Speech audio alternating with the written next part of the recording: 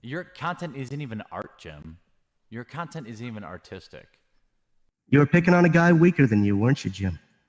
I might say it's because you're a loser who's playing to an audience of children. I'd like to join your posse, boys, but first I'm going to sing a little song.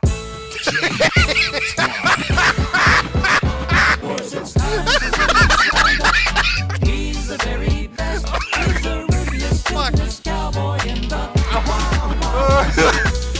Okay. Okay. Oh, fuck. You have a bully cabal that you have created. A bully cabal? Outer heaven. What else would you call it? I'd call it the Swedish Squad. We spread hugs and love across the internet. Bullshit. You know that's not true. You know what you do. What am I? Name the bully. No. Name the bully for a thing. Bully Hunter will help you. You don't want to build a wall. Instead, you want to use a military approach and run sorties over drug cartels. Sure, and work with Mexico to rebuild its country. Yeah, sure. If we're going to invest money into something, why not in making Mexico better so that a bunch of fucking people don't run away from that country into ours? Okay. That's brilliant. This is like the ultimate condescending argument from somebody that's never ever been in a shitty position in their entire life. Like, I can't even believe you don't that know somebody... what the fuck you're talking I don't. You can't either that or you lack zero empathy or have zero intelligence. I'm not part of your lying, doxing, harassing teenage fan club. I'm someone doing something in real life. And I have an army of mercenary children wreaking havoc on web forums from here to hell and back. You understand I'm a person, don't you? Do you think white people act like this? White people are meant to be polite and respectful to one another, and you guys can't even act like white people. It's really, like, amazing to me. Jim, it's people like you that need to get a bullet to the head. Because you're promoting hatred, bigotry. Oh, so is it bigotry against pedophiles? Pedophobia. It's pedophobia. You're low rent, low IQ trash. I was 100% right to call you a religious bigot. It's what you and your fans are. But as a white person who is male, you're never told that there's anything you can do. You have no idea what it's like to be told you're not supposed to do that. That's not the kind of job for you, because the sky is the fucking limit.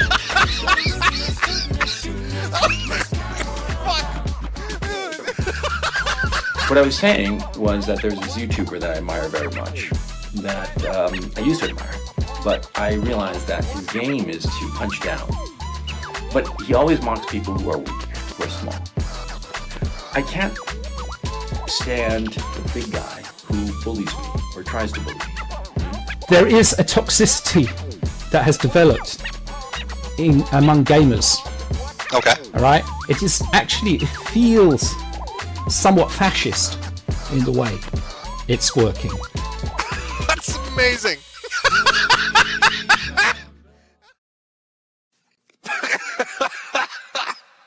Okay, hold on. Here we go. Hey kids! It's time to have fun!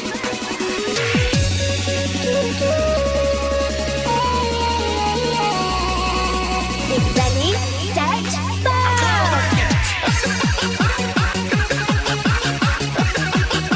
What the fuck did that say? This is so good.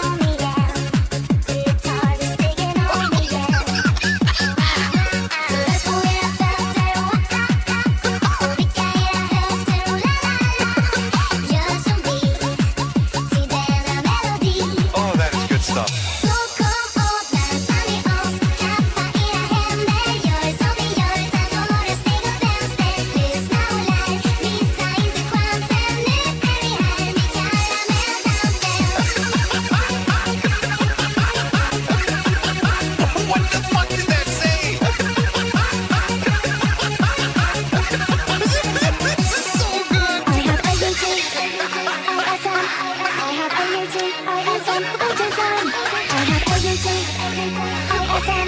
I have ADD, ISM, autism. Autism, autism.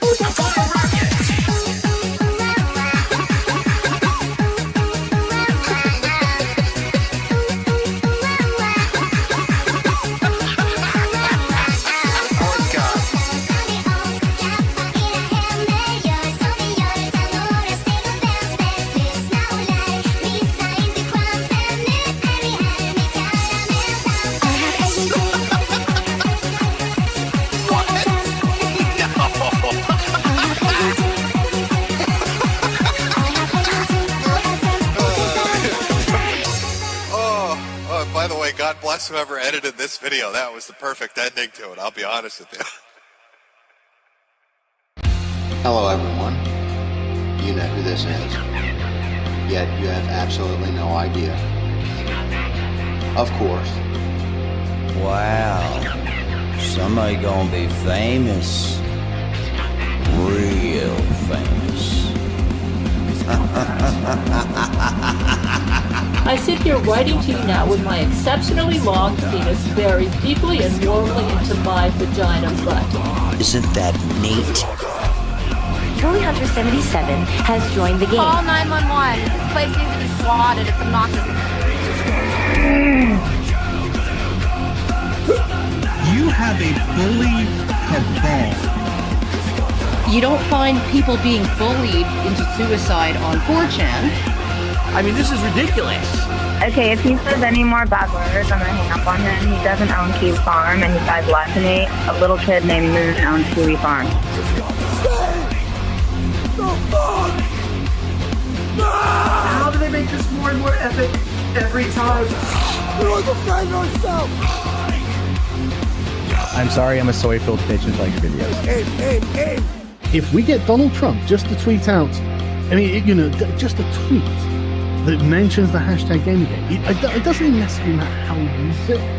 Man, the blue check marks are going to shit their fucking pants. It's 2019. I can't believe anybody believes me. I'm a spinning fucking ball of water. True. I bet you when Jim finds out, he's gonna just give me so much shit. One never knows when the homosexual is about. I've had over 1,000 rejections in real life, 2,000 rejections online, so that's 3,000 rejections total. I aim as low as possible. I aim for obese women, ideally ugly and obese.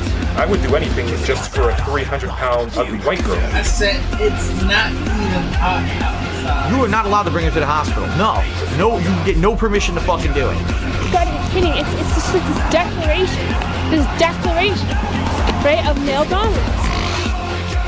Put that in your pipe. I definitely cheated on Super Mario with Sonic the Hedgehog. Stop doing this stuff. He's like the blue seductress who takes me out into the night and does wonderful things to me. Enough! Stop!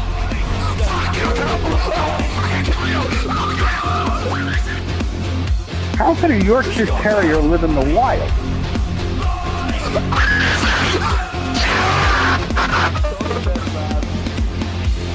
It's in plain sight, but you just don't see it.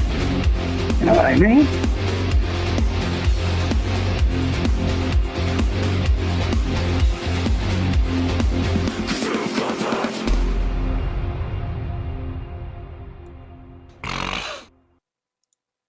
Oh boy, I'm honking and snorting over here, chat. Oh, I've heard that a shambling corpse has risen from the grave, and it's not me. It goes by the name of Gamergate. Oh my god. Oh, sweet Jesus in heaven, Gamergate's back. The unkillable thing that won't die is back 10 years to the date. It's like some fucking horror movie. It's like some horror movie. Crawling itself out of its decrepit crypt. Shambling its way back onto social media. I see all the people talking about it. All the talking heads demanding that Donald Trump tweet about it. Of course, we'll talk about that. How can I not? Being forced to talk about this shit? Of course, why not? Oh. Do we need more energy? Do we need more energy now that Gamergate is back, chat? Do we need to get on up? Should we do a little wiggle, like our favorite piggy boy? Do a little dance? A little hooting and hollering, a little shuffle toe over here. Oh boy, Gamergate's back, and the gamers are... It's the revenge of the gamers. Oh, this is what you get for all those microtransactions. We're getting whores out of video games for sure this time, guys. No more women allowed. Gamer girls, we're coming for you. That's all it's about. It's about getting all the chicks out of games. Fuck ethics. This is misogyny time. That's right. Chat agrees with me. All these whores need to learn a lesson. That's what Sargon told me. I talked to Sargon before the stream, chat. And he told me explicitly, Jim. He put down his tray of entrees. And he said, Jim, thank you for coming to the restaurant. It's the first thing he said. He's a great waiter. But he said, Jim, we got to teach these sluts a lesson.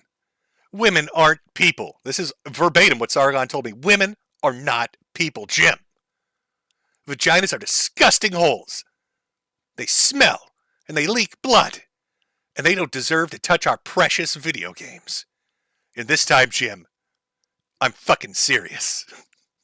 No more Mr. Nice Guy, Jim. I deleted all the videos on my channel. And I'm renaming it for Sargon of Akkad to Whore Killer 44. My gamer tag. And it's time. It's time, buddy. To put these bitches in their place. I look forward to those quotes being used by Kotaku. Can you believe that Sargon of Akkad said that? Oh my god. Holy shit. He's gone off the deep end. He's become a radical right-winger. Super fucking based! Sargon's gonna kill whores! Oh my god, it's based! It's coming for him.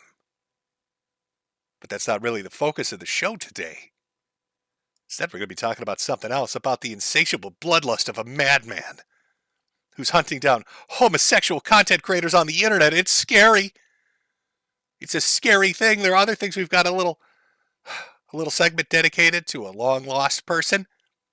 Somebody that died recently that fucked up the entire internet. Apparently got drug cartels or some shit to hold a ceasefire, which is fucking amazing. Everybody loves Dragon Ball. Everybody on Earth loves Dragon Ball. Fucking ceasefire to drug cartels. I think the Israelis and the Palestinians called a timeout. Like the Jews decided they're not going to bulldoze people's houses for like a day or two, so everybody can sit down, have some popcorn, and watch like Dragon Ball Super or something. It's having like a knock-on effect. It's a domino thing around the world. Everybody misses him.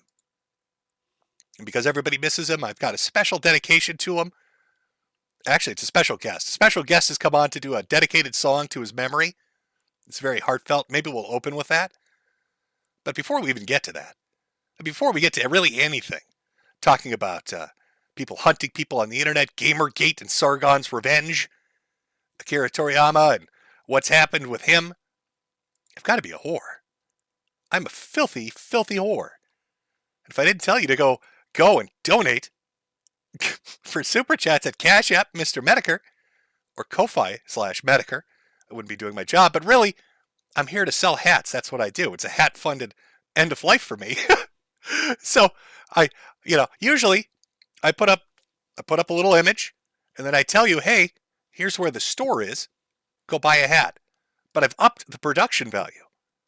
I've invested a little bit in this. I went out and I bought some sushi. And I shoved it in between the fucking cage walls of Jade's little habitat. And I said, hey, if you want some more dead fish like your people like so much, why don't you make me a fucking video? I got hats to sell. Now, I'll trade you some halibut. I'll even put a little rice on it, wrap it in some seaweed, whatever the fuck it is you people eat. But I need a video. It's got to be a banger. Because I got fucking hats to sell. After she cried for about a good 20 minutes, I used the hose on her because it gets filthy in there. Only people are allowed to use a shower. I've already went over this. Women aren't people. But you whipped up a little video. So here is my advertisement. Oh boy. Here's the commercial made by somebody being held hostage. Enjoy, chat! by buying a goddamn American capitalist hat. Oh, gotta use that USA dollars to do it. Where are you gonna do that, you ask? Well, you don't really ask, but I'm gonna show you anyway. Fuck you. I'm gonna show you anyway. Oh, look at those hats. Quality fucking hats, ladies and gentlemen. Wear it around town, it looks fancy. Buy a hat for your hat. Buy a hat for your hat. Buy a hat for your hat.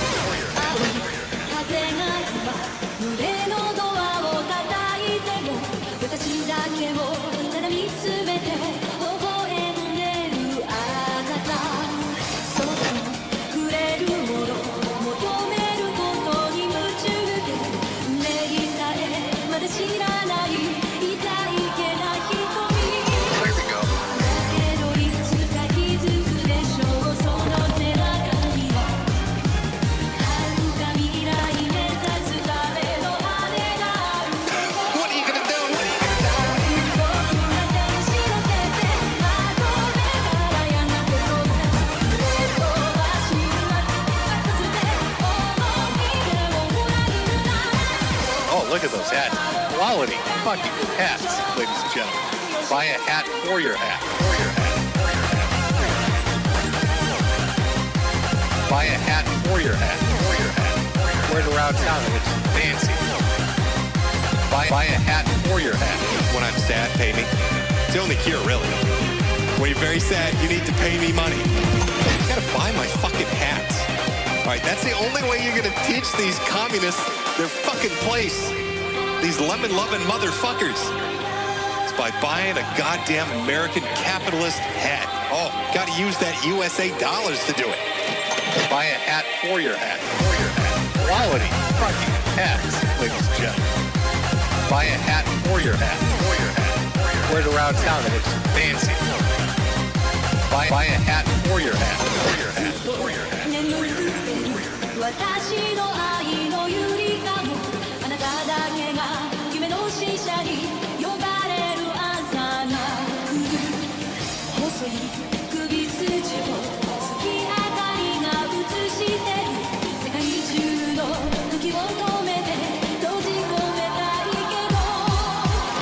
I love America too much.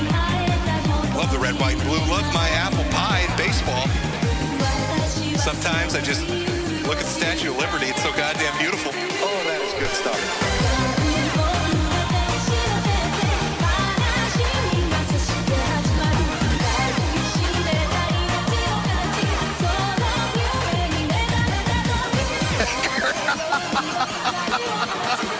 You know what? Buy a hat for your hat. Buy a hat for your hat. You know what? Buy a hat for your hat. To sell you beautiful fucking hats. We all love Jim's hats. Let me move a little bit. Over on Shopify. Metokur.myshopify.com. Buy the finest hats available. You gotta do this. You're gonna do that over at my store. Buy my hats. Teach the communists a lesson. Fuck the lemons. Buy a hat.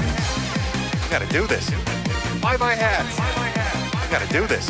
Buy my hats. You know what? Buy a hat for your hat. You gotta do this. Buy my hats. You gotta do this. Buy a hat for your hat. Quality. Buy my hats. You gotta do this. Buy a hat for your hat. You gotta do this. Buy my hats. You gotta do this. Buy a hat for your hat. Oh, holy shit. Oh, what a fucking beautiful ending to this. Oh, God. Let me get a cigarette for this one.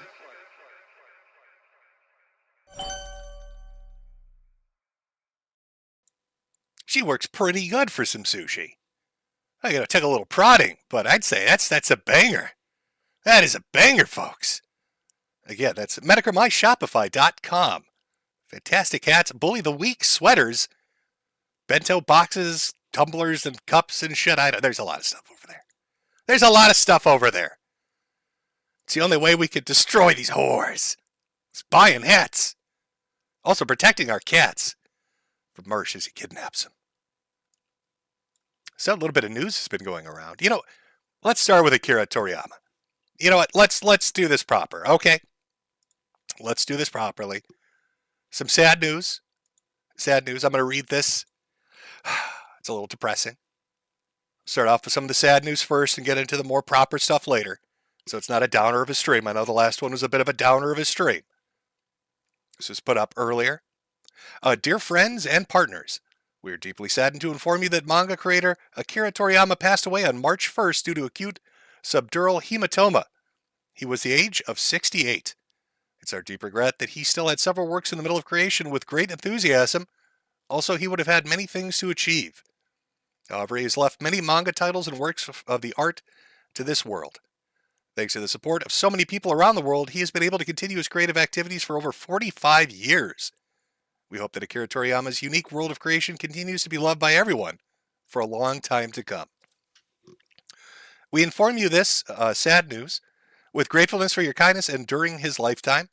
Funeral services will be held with his family and very few relatives. Following his wishes for tranquility, we respectfully inform that we will not accept flowers, condolences gifts, visitings, offerings, and others. Also, we ask you refrain from conducting interviews with his family. Future plan for a commemorate gathering is not yet decided. We will let you know when and if it's confirmed. We deeply thank you for your understanding and support as always. That was put up by Bird Studio on March 8th. So for those uninformed, Akira Toriyama is, 45 fucking years. 45 years in the business. I doubt there's a single person who hasn't at least read or seen something that he's created. When you talk about YouTube and kind of the early days of it, you couldn't go one or two videos without running into a AMV with Dragon Ball as the video and like Disturbed or Linkin Park as the music soundtrack. It's like one of the original things on YouTube. As you had all the angry video game people, you had all the commentators, everybody in this like proto form of what they were going to be and do. And right at the beginning, there he was. Typical shit. You had like a Vegeta or a Goku fight sequence with Disturbed playing in the background, a little Linkin Park. I remember those. I think everybody's probably seen one. They became so standard. They became so just ubiquitous about using YouTube that like everybody, you'd say AMV and they'd be like, oh yeah, Dragon Ball and Disturbed. Or people watched it on Toonami, Cartoon Network. The amount of people that still watch it and still love it is, it's mind-boggling. And so I thought, I took some time to think, how are we going to do this? Right? Because it's sad that he's gone. A lot of people loved his work. I did. I bet a lot of you did too. So how can we honor his memory? So I reached out to a special someone, somebody who has already done a tribute video to the loss of another very powerful and well-loved creator. They were in the video game industry. And I said, could you please sing us a song from the heart so that we can remember this man and his work? I need something serious and emotional, something that chat can appreciate. And, begrudgingly, because this person has a lot going on. They're trying to join the JET program over in Japan. They're trying to start a career as an English speaker in a foreign country. But they took the time to sit down and sing us a song in remembrance of Akira. So, chat, I'd like you, with all due respect, to get your lighters out. All right, this is going to be super fucking emotional. Get your lighters out. Turn the lights off. Make sure it's dark. It's got to be dark for this. All right? We're sending our energy to him. It's a big old spirit bomb going right towards him. And it's going to be led by the vocals of none other than Chibi Nekodemics. Here we go. While his life may have been cut short, the legacy he left will still resonate with us for generations. And even though he was never with us when he spoke, it was clear that he was speaking not only to us, but directly to our hearts. I'll now sing a song from Earthbound called I believe in you. Oh God, I'm getting emotional already.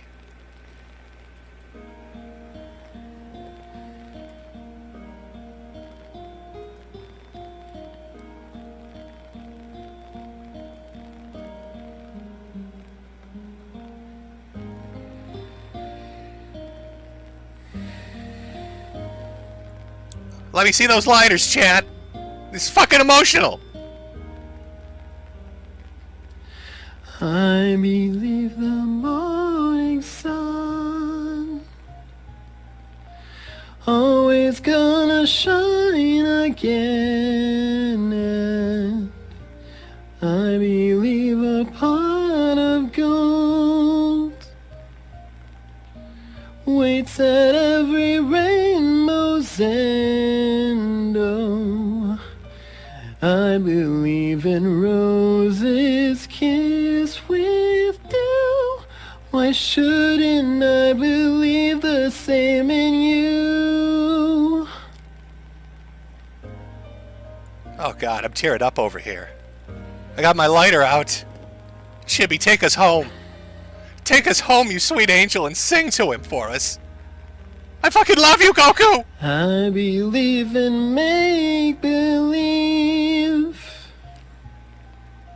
fairy tales and lucky charms, and I believe in promises spoken as you cross your heart. Oh, I believe in skies forever blue. Why shouldn't I believe the same in you? You may say I'm a fool, feeling the way that I do. You can call me Pollyanna, say I'm crazy as a loon. I believe in silver linings, that's why I believe in you. It's the voice of an angel. It's the voice of a fucking cherub. Oh God. Oh sweet God. You beautiful man with your beautiful voice. Keep singing, Prince. Keep singing. I believe there'll come a day, maybe it'll be tomorrow, when the bluebird flies away. All we have to do is follow. I believe a dream can still come true. Still, that's why I believe in you. You may say I'm a fool, feeling the way that I do. I believe in friends and laughter and the wonders love can do. I believe in songs and magic, and that's why I believe in you.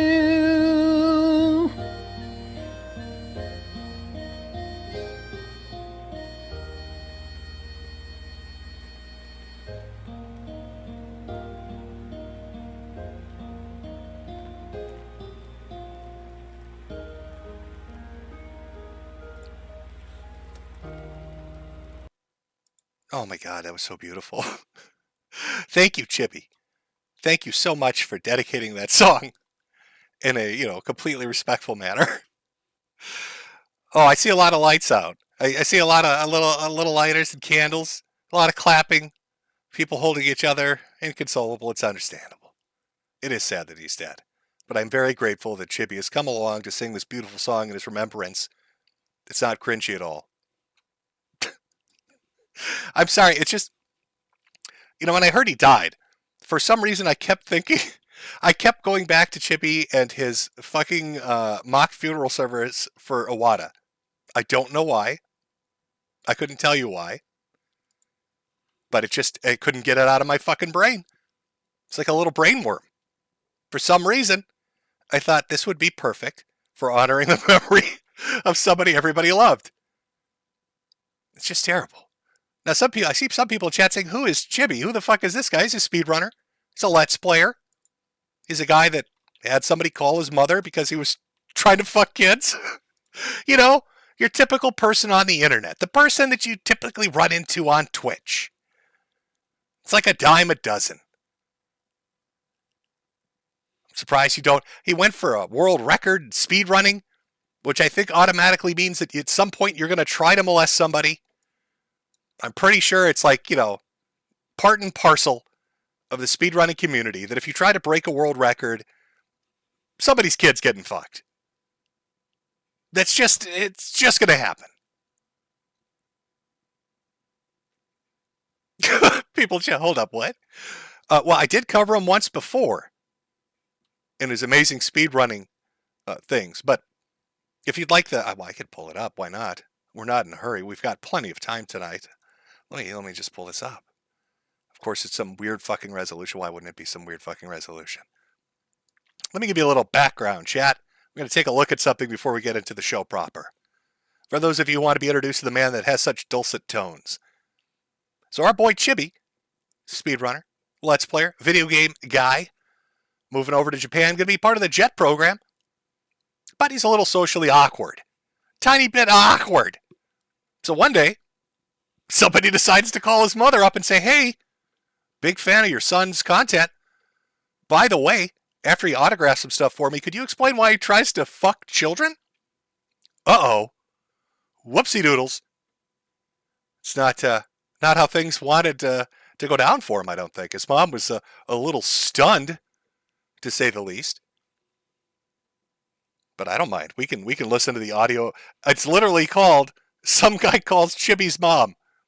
It's like on one of those throwaway accounts. You know how the internet has these accounts that just exist where there's just random audio and video of people, and you never really stumble across it until some awkward moment, like some guy sings a funeral tribute to Akira Toriyama, and then you're like, oh, wait a minute, there's audio of people calling his mom asking about the kitty diddling.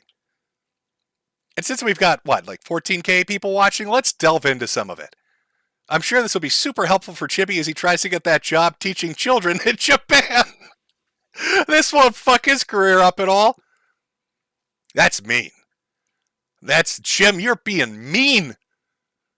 He's trying to get a job in Japan teaching children.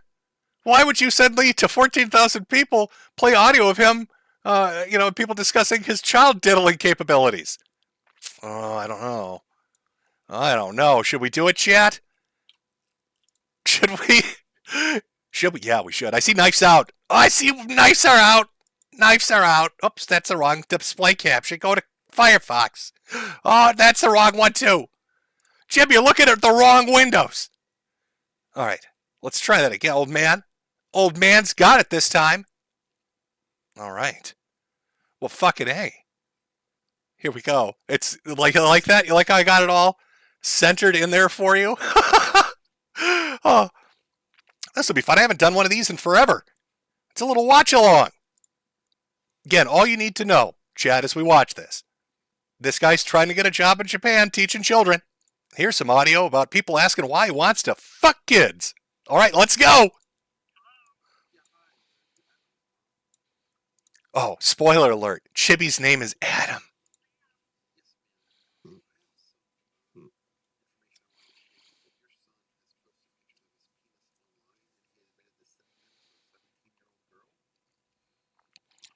Uh-oh.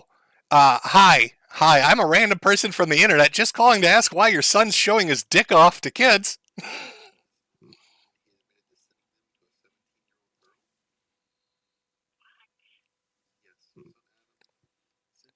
Uh-oh, wait a second. Is the audio from the desktop now coming in? Oh my god. Old man Jim is fucking it up. It's okay. I'm a little emotional still from my Chibi Sings for Akira thing. All right, that's acceptable. That happens. All right, I got tears in my eyes. I can't see the controls very well. The only way to console me from this terrible plight is to buy a hat over at metokur.myshopify.com. Okay, audio should work now.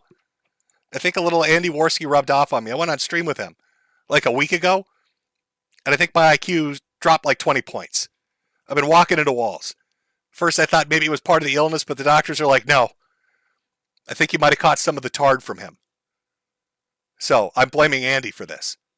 All right, let's try it again. That first part didn't happen. That didn't happen. Here we go. Hello? Yeah, hi. Are you Adam's mom? Yes, I am. Yes, ma'am. I had some information I wanted to share you that your son has posted pictures of his penis online, and he admitted to sending them to a 17-year-old girl. What? Yes, your son Adam.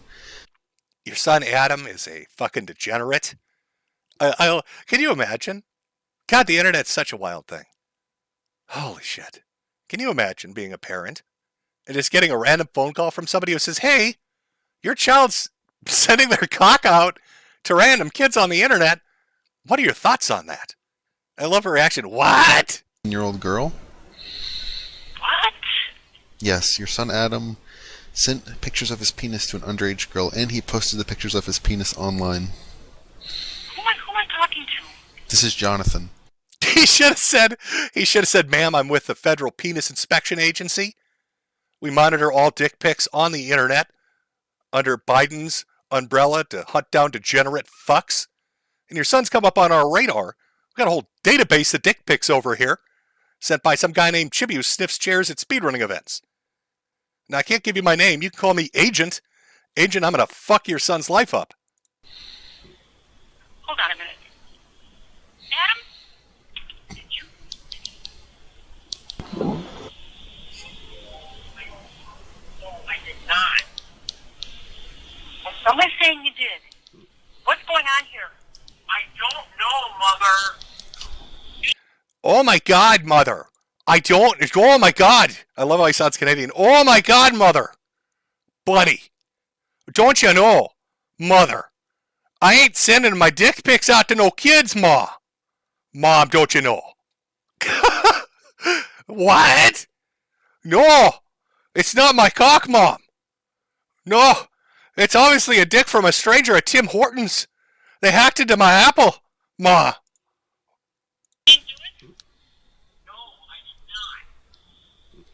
Well, this person's saying that you did. Hello? Don't talk to me. Now, I believe that was the first call they put in, where the mother was so shocked she just hung up. Chibi, are you sending out your little doodad? Your little tallywhacker dangly doos to the children on the internet again? No, Mom. No, I'm not doing that, Ma. Buddy, I tell you what, Ma, how about I fucking slap you? I gotta talk to them. Did you hear? Oh.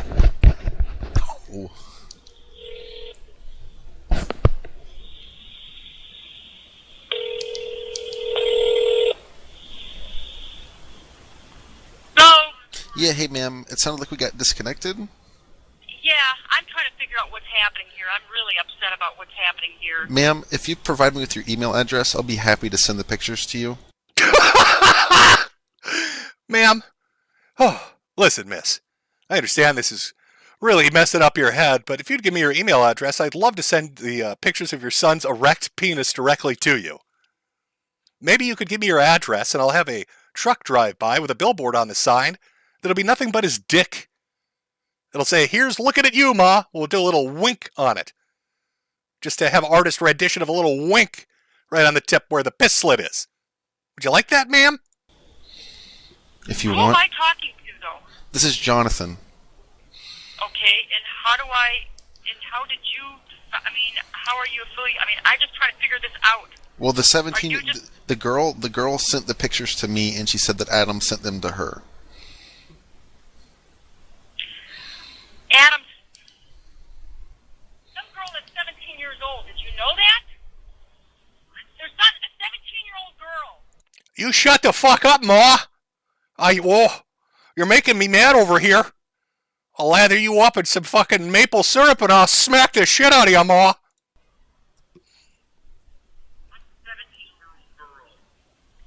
you know what this girl's name is? Her name is Amy, but I don't know if he knew her by that name. He probably knew her by her online name, and I'm not really sure what that is. But if you have an email address, I could send some stuff to you if you'd like. Yeah, do that, please. Okay, what is your... What sort of mother? What sort of mother gets a phone call from a random stranger on the internet? Hey, would you like some pictures of your son's cock? Oh, I love it. Could you send me some pictures of his little doodatter? Oh, Chibi. Oh, your friends on the internet are going to send me a picture of your penis.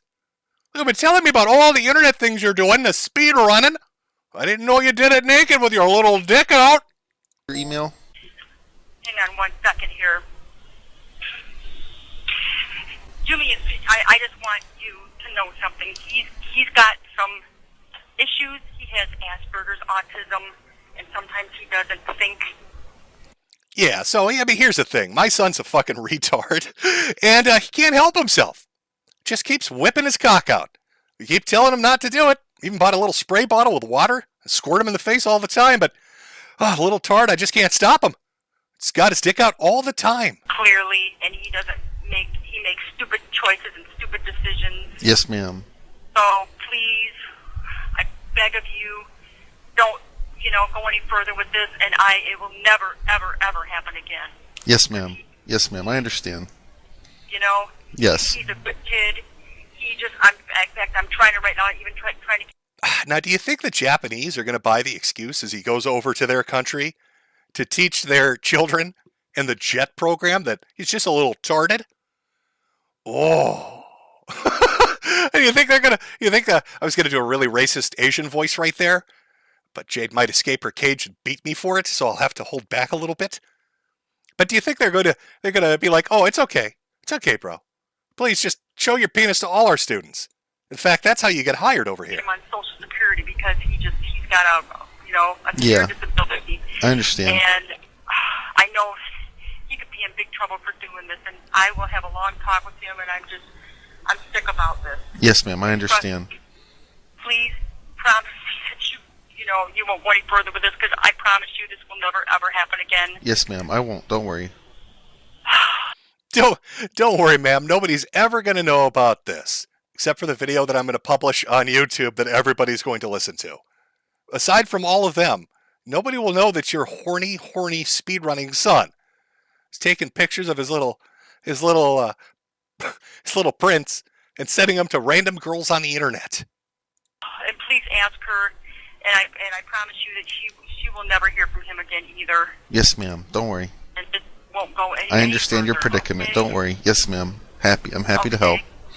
Thank okay. you Glad I could help. I'll email you right now, okay? Thank you. Mm-hmm. Bye-bye. Bye. And now he's online. I can read it right now. He just said at 4:43 p.m. we exchanged pictures like that. She sent me pictures too. And it's almost like he's bragging about getting pictures from this underage girl. It's very disturbing, to say the least. Adam, you said he's online right now? I can read what he said, yeah. And it was 5 minutes ago. He posted it 5 minutes ago. Can you imagine how absolutely tits to the walls crazy you have to be? Imagine you're sitting there and you hear your mother screaming in another room about you sending dick pics to people on the internet. Underage girls on the internet. There are people calling her to explain this. And you, in the most mind-bogglingly stupid thing you could possibly do while this conversation is going on, decide, I know how to diffuse this situation and make mom calm down. I'm going to go post about it. No, Ma, I didn't do nothing. And then he hops on Twitter or whatever the fuck this is. Oh, hey guys, I sent my dick pics to people, don't you know? He's been up here talking to Social Security. Well, he posted these... I'm the one that texted you guys back. Ma'am, he can post from his phone as well. He can post from his phone as well. He can post messages from his phone. Put something on there about how she sent stuff back to you too. Did you? No. I can read it. I can read it right now. I can send you screenshots if you'd like to. Hold on. Okay, tell me. We exchanged... Tell me what you were going to say? Want me to say it? We exchanged pictures like that. We exchanged pictures like that. She sent me pictures too, is what he said. He said, I was 18, she was 17. Did you say that? Yeah, I did. No, Ma, it's totally untrue. Oh, no, that one, yeah, I did say that. Yeah, Ma. But don't you make me slap you, bitch. Did you say that? Yeah, I did. Well, because I just... I don't know. Chibi's kind of If it scared. would help for Chibi's me kind of to scary talk to her I would because be more than happy to talk to her. He has a girlfriend right now that he really cares about a lot, and she said that he had some really violent, like, I don't know, fetishes and stuff. He wanted to. Yeah, ma'am, your son told the girl after he sent the dick pics that he wanted to punch her in the tits. He just kept saying it over and over again. Sent his penis, it was fully erect, and just said, this is what the thought of punching your tits makes me. It's very disturbing. I want to beat you with chains, pour gasoline on your face, and shit down your throat, ma'am. Chibi, did you say you want to shit down a little girl's throat? Have sex with men and make her watch and things like that were just very disturbing. That's what he said to her? Yes, ma'am. What back then? Yeah, he wanted to have sex with a man and make her watch, and that really frightened her. Ma'am, I believe your son might be what we call, in the parlance of the scientific community, a fag. He wanted to fuck a man. He wanted to get fucked in his ass. He wanted to make this little girl watch him get fucked in his ass, miss. Your son wanted to get his rectum ruined, anally annihilated in front of this sweet, innocent little girl. She was singing church hymns. She was singing church hymns, ma'am. And he asked for this man with a gigantic penis to absolutely blow his bowels out, miss.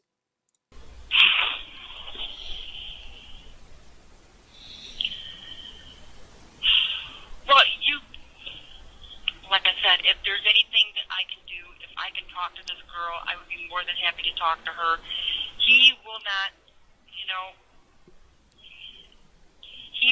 he has not done anything like that. Back then, I know he dated someone, we said Adam, though he was 18, he had the mentality of a 13-year-old. Yeah, I understand. You know what I mean? I understand, yes, ma'am. I'm sorry to trouble you with this. I didn't mean to, yeah. He had some weird fetishes back then. He had some weird fetishes back then. So, not only is she getting phone calls from random people on the internet talking about his kinks and wanting to get fucked by men to an audience, but, she's aware. Oh, no, yeah, this happened before, yeah. Yeah, he wanted to be smothered in shit and then beaten with baseball bats because it made him horny. Yeah, his dad and I knew about that. Yeah, it's a little weird. He's really a nice guy. I don't know. He's trying to do something on the internet and working for a company, and he's got all kinds of people calling him and telling him that they want to try to have him commit suicide. They don't need any autistic kids online. They don't need any autistic kids, any autistic gamers. Oh, that's really sad. On there, and I know he used to wear this stupid collar around his dumb neck. Yeah. Yeah, I'm aware my son used to dress like a dog. Probably because he likes getting beaten like one, because it makes him horny.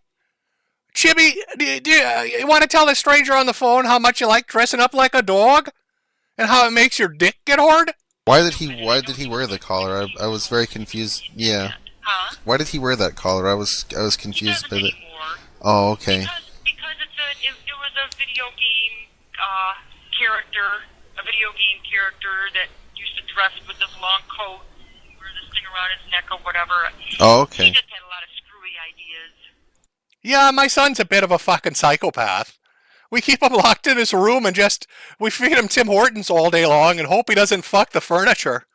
We got so many holes in our couches because he keeps banging away.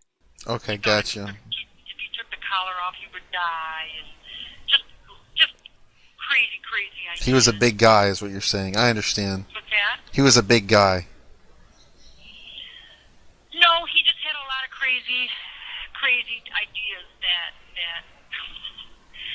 were just a little off the wall. Just a little off the wall. He's a little confused. What the fuck? Oh, I've listened to that audio before, but I forgot how insane it is. And I forgot how his mom totally sold his ass completely up the river. Just right up there, she didn't even give a shit. It's like, oh, my son's a fucking nut. He's a nutter butter. He's a little nutter butter. Oh, he gets into some crazy shit. Oh, we had to lock him in his room. Fuck the furniture, don't you know? That's Chippy. That's our little speedrunner who did that dedicated song to Akira Toriyama. In memory, Rip and Pepperoni. Might be wondering, what's he up to lately? Well, he's trying to get a job teaching children overseas. Best of luck, Chippy. Hope that works out really well for you, Adam. Can't see any problems arising from audio like this existing on the internet, where your parents talk about your weird sexual fetishes and your desire to prey on underage girls by sending them unwanted dick pics. Sure, things are going to work out real well over there, buddy. Sure, you're going to be Japan's #1 English teacher. Oh, no. I don't know how the jet programs run. I don't know if they ever, like, just go on YouTube, look shit up. Like, hey, maybe we should go look some stuff up. Maybe this guy in the dog collar, maybe he's a fucking psychopath. Maybe he's a little demented. I don't know. Should we go take a look? Should we look at some things? Maybe double check to see if this person might be slightly fucking unhinged? I don't know. This is the sad reality of what happens when you become a speedrunner. A lot of people like to say, hey, those weebs are weird. Those VTubers are weird. Those video game enthusiasts are weird. But it's the speedrunners, folks. There's something about speedrunning that mentally unhinges you. I don't know what it is. There's something about speedrunning that makes you lose control. And either you become a troon, or there's audio of you that gets leaked trying to persuade little girls to watch men fuck you in your butt. The next thing you know, you're talking to mom and dad about it because they've locked you in your room because they don't know what to do with you. And you're force-fed Tim Hortons for the rest of your life, which sounds like a fucking fate worse than death. If you like really shitty pastries and overhyped coffee, I mean, maybe. But if you're a normal person, you're probably going to slit your throat. Sorry for all the Canadians out there that love Tim Hortons. I know that's your thing. But now you'll always associate it with Chippy wearing a dog collar and getting butt fucked. How do your parents find out about that? How does that come up in conversation? What kind of fucking dinners are you having at your house where that's coming up in conversation? You just drop that on mom and dad? Oh, so, I went grocery shopping and the neighbors said hello. Mom, Dad, I just want you to know that I wear a dog collar because I want to get brutally fucked in my ass. And there's nothing wrong with that because my audience on Twitch said it's normal and you need to appreciate me for the special little boy that I am. I didn't do nothing wrong, Mom and Dad. Oh, that's real good, sweetie. Getting butt fucked. Did you hear that, honey? Our son wants to get fucked in his ass and he wants to wear a dog collar. Oh, that's precious. Fantastic. Somebody chat, edging with a dog collar on. There you go. That's what he's doing. That's what he's out there doing that. This fucking guy, man. What is he doing? What the fuck is he doing?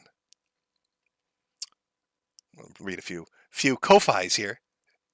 From Chud Boulder. Jim, your accent is on point. Are you part leaf by any chance? I think it's just a fucking proximity. I think it's a proximity to a Canadian stand that makes things like that. Bastard Fish. Hey, Jim. Fellow Cancer Man here. I'm officially on remission on the 21st. Oh, wait, hold on. I've got to do the thing where it shows me the full message. I don't know why it does this. A few details. There we go. And now it's not going to view details. There we go. But most importantly, I wore a 4 out of 5 hat to every chemo session. The other skinheads were envious. Thanks for another great stream and all the content over the years. Much love and prayers to you and yours. Well, thank you very much. They are fantastic hats, though I don't know if they will... I don't know what effect they'll have on radiation or chemo. So I want to be careful on that one. From Not Miko, shout out to Kirsch for doing one of the first sweet baby deep dives. I know she is watching. Well, we will be talking about that because I can't avoid it. I know the whole Gamergate 2 electric boogaloo is in full fucking swing, folks. Trust me, I understand. I've been watching as it's going on. Joker, Jim, first live stream I've caught in a while. Bought a hat to celebrate. Die a little comfier on me. Well, thank you. I will absolutely try to do that.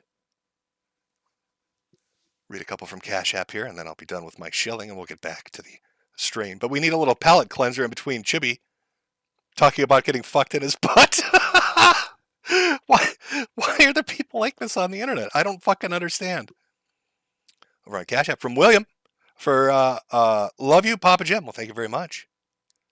From Andrew, posting a Ricada with your cancer rates, or pausing Ricada with your cancer rates. Sorry. From Jalen for the sushi fund. Oh, very appreciate it. From Michael, Daddy Jim. Thank you very much. We got one from Jal. I'm probably pronouncing that wrong. It's $10 from Israel with love for $5. It's very funny. It's very well done, Alex. I'm too poor to get a hat. That's fine. That's fine. I'll sell 2 hats to somebody else. Don't worry about it. From James, have a pack of smokes on me for all the good times. Finally read one more here. From, oh, I thought this, for holy shit, I thought this was from CRP for a second. From CPRS. Best wishes, thanks for your time. Okay, I thought that was CRP. I was going to say, holy shit, he's alive. Then I'd have to quickly scramble. I'd have to quickly run and scramble for a CRP clip. Do I even fucking have one? Is there a CRP clip? Did I keep one in here? For his eventual return when he rises from the... It's all part of Project Mayhem. A lot of you might know this, but CRP did a video that's gone. I'm sure there's an archive somewhere. Where he talked about how to fight back against those in power. This is before the Ukraine-Russia thing. And he came up with the idea of Project Mayhem, fucking highly original, where he instructed people to use bubble gum and toothpicks on federal buildings. That was his fighting back against the man in power. Slightly inconveniencing federal employees by making them call a locksmith because some dude put a toothpick in your lock. Oh, he was such a wacky guy. Oh, we do have a clip. You know what? Let's play it. This is a classic CRP clip. And it fits in with our theme of Gamergate 2. You know, he may be dead, but he fit right in with the new hashtag. Women are like dogs. Now, what do I mean? You have to treat them like you would treat a dog. You ever go up to a dog and you're afraid of the dog and the dog senses it, and the dog gets up and smells the fear coming off of you and starts barking at you and snarling at you and showing its teeth, and it's pissed off at you and doesn't like you. And you're like all insecure and tentative, like, I'm sorry, hi, can I get you a drink? I just want to be friends, please don't bite me. And what's that woman gonna do? She's gonna snarl at you. She's gonna look at you like, ew, creepy, ew, rough. If you're firm and self-confident, they respond. They get relaxed, see? Just like dogs. You go up to a dog, you know, a big, mean Doberman Pinscher, right? Or whatever, some Germanic, what's a Rottweiler, right? Or a pit bull, you know? You go up to that dog, you know, and you say, hey, don't fuck with me, dog. So that's what you have to do. You have to treat women like dogs. Sound relationship advice from the master himself. Gone before our time. You gotta treat them like dogs, yeah! I can't do it as well. Like Godwinson's got a really good CRP down. He does the yah really, really good. PPP can do it pretty well too. You have to be gifted to really get CRP's yah. You know, I know over in Suvrok, who does stream snipes over on kick.com, he's got a whole TTS system built with like everybody on the internet's voice, which is great. And slowly the robot is learning. It's learning how to get that yah down just fucking right, so it's almost perfect. So you can still hear that whispered guidance from beyond the ether of Coach as he yaws at you. And we're never going to get that Knoxville footage. He had Knoxville footage. We'll never see that. We'll never get to read Wilshire Boulevard. A lot of shit lost to the ages. You know, I'm going to probably have to edit that Chibi video and make him do a dedicated song to CRP as well. In fact, maybe I'll just start a channel where Chibi just sings for people that have passed away. And then we could, you know, I almost want to, I wonder if we took that Akira tribute video and then sent it over to the Japanese and told them that he was confused, and that's why he had Nintendo characters on screen, because he kept thinking that Akira Toriyama was the creator of Nintendo characters. I wonder if they'd believe that. I wonder if they'd be like, oh, this poor handicapped child. He's so confused. He doesn't understand anything. Yeah. We keep getting all these emails from these Americans talking about some dude in a dog collar with dick pics, and he keeps singing tribute videos because he thinks Akira Toriyama created Pokemon. Who the fuck is this guy? And why do they keep sending email after email about it to us? And his singing is so bad. They sent me a clip of him sniffing some chair some dude sat on. I don't know what the... Of course, they're not speaking English, but I can't do Japanese. So you have to imagine, use your thinking thoughts and pretend that this is Japanese. Now, the Akira thing kind of went off onto a bit of a tangent, didn't it? We've got two bigger things to talk about. One, Gamergate 2, Electric Boogaloo, and the other would be H-Bomber Guy's lust for the blood of innocent men on the internet. Can anybody stop him? I don't know if they can. But we've been going for about an hour, so I'm going to take a small break and grab a drink. When we come back, we're going to take a little walk down memory lane. Talk a little bit about Metokur.org, the forums, the founder, and the members. Talk about H-Bomber Guy, somebody who I had the pleasure of sitting down with and watching hardcore Naruto porn with. Bet you didn't know that. Well, most of you probably did. Well, we got about 14K watching, so I'm sure there are a few thousand that never heard this before. But yes, H-Bomber Guy and I watched Naruto pornography together. 30 minutes of hardcore Naruto fucking going on. Oh, good times. Good times. So let me put on a little break music. I'm going to go get a drink. Grab yourself a drink. Grab yourself some food. Come back. We'll talk about H-Bomber's hunt for gay men on the internet and how he's insatiably slaughtering everyone who gets in his way. Terrible. Tragic. Can't believe he's doing it. Can't believe BreadTube's finally decided they want blood. They want the souls of the innocent. And H-Bomber's leading the way. No more 4-hour essays for him. He's coming knives out for motherfuckers.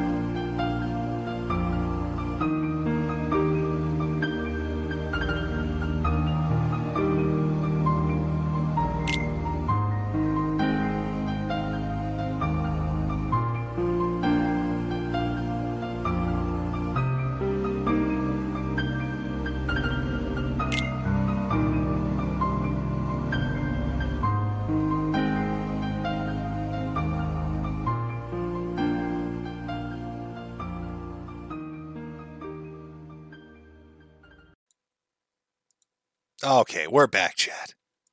Somebody said, can I get a 10-hour loop of this? Huh. Can you ever? Actually, Jade has made a little YouTube channel to put all her little creations up on called Metokur Assistant. Let me see if I can find this. So she just puts her little videos up there because she's enjoying herself doing that, apparently.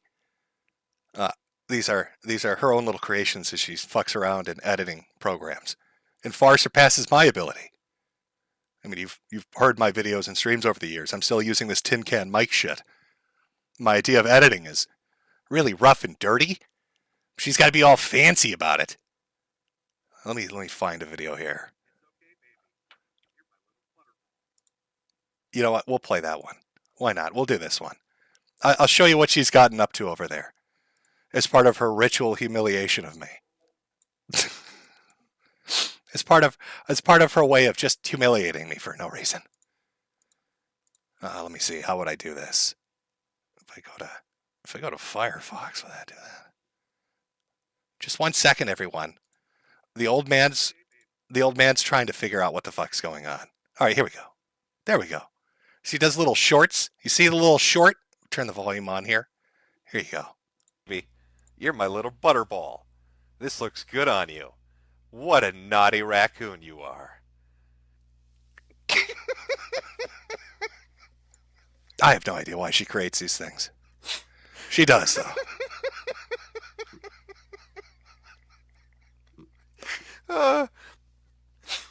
Look at that little raccoon hat. Look at that. It's adorable. He's a little butterball. There you go. There you go. That's part of my ritual humiliation. There you go. There you go. I hope you enjoyed that. You can go loop that on 10 hours if you'd like. I'm not sure where that got pulled from. She tells me there's a stream, apparently, or it's like Monday and Matt was wearing a raccoon hat for some reason. I don't know or even remember this. This could have been like really early days when I was just so drunk I didn't know what the fuck was going on. But she found it amusing. Because apparently I called him a little butterball. Oh, fuck me, man. I don't know. Liquor will do shit to you, folks. You got to take that shit in moderation. Otherwise, you got audio out there that's making no fucking sense. It's just, it's crazy. Speaking of crazy, let's get into some H-Bomb. I know a lot of people chat like, who the fuck is H-Bomber guy? Well, if you were a bread tuber enthusiast, if you were a lefty-leaning sort of person, you probably saw them. Part of the whole crowd. You've got people like ContraPoints and Vosh, Lindsay Ellis, Hassan Piker, I suppose you could consider part of it too. Kind of left-leaning politically, but they still talk about video games and anime and other shit. And then put out long essay videos that are somewhere between 1 to 18 hours long. And he's one of them. And he put a video out recently talking about the hard-hitting plagiarism that's going on YouTube. You can see it's a very popular video. It did incredibly well for him. 3-4 hours long. 500,000 likes. 17 million views. Quite a bit of views.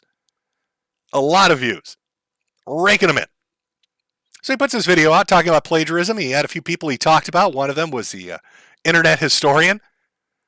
Because we all know the most serious thing you can do on YouTube is plagiarize. Everybody is fucking original over here. OC Donut Steele. Really taught the internet historian a lesson, didn't he?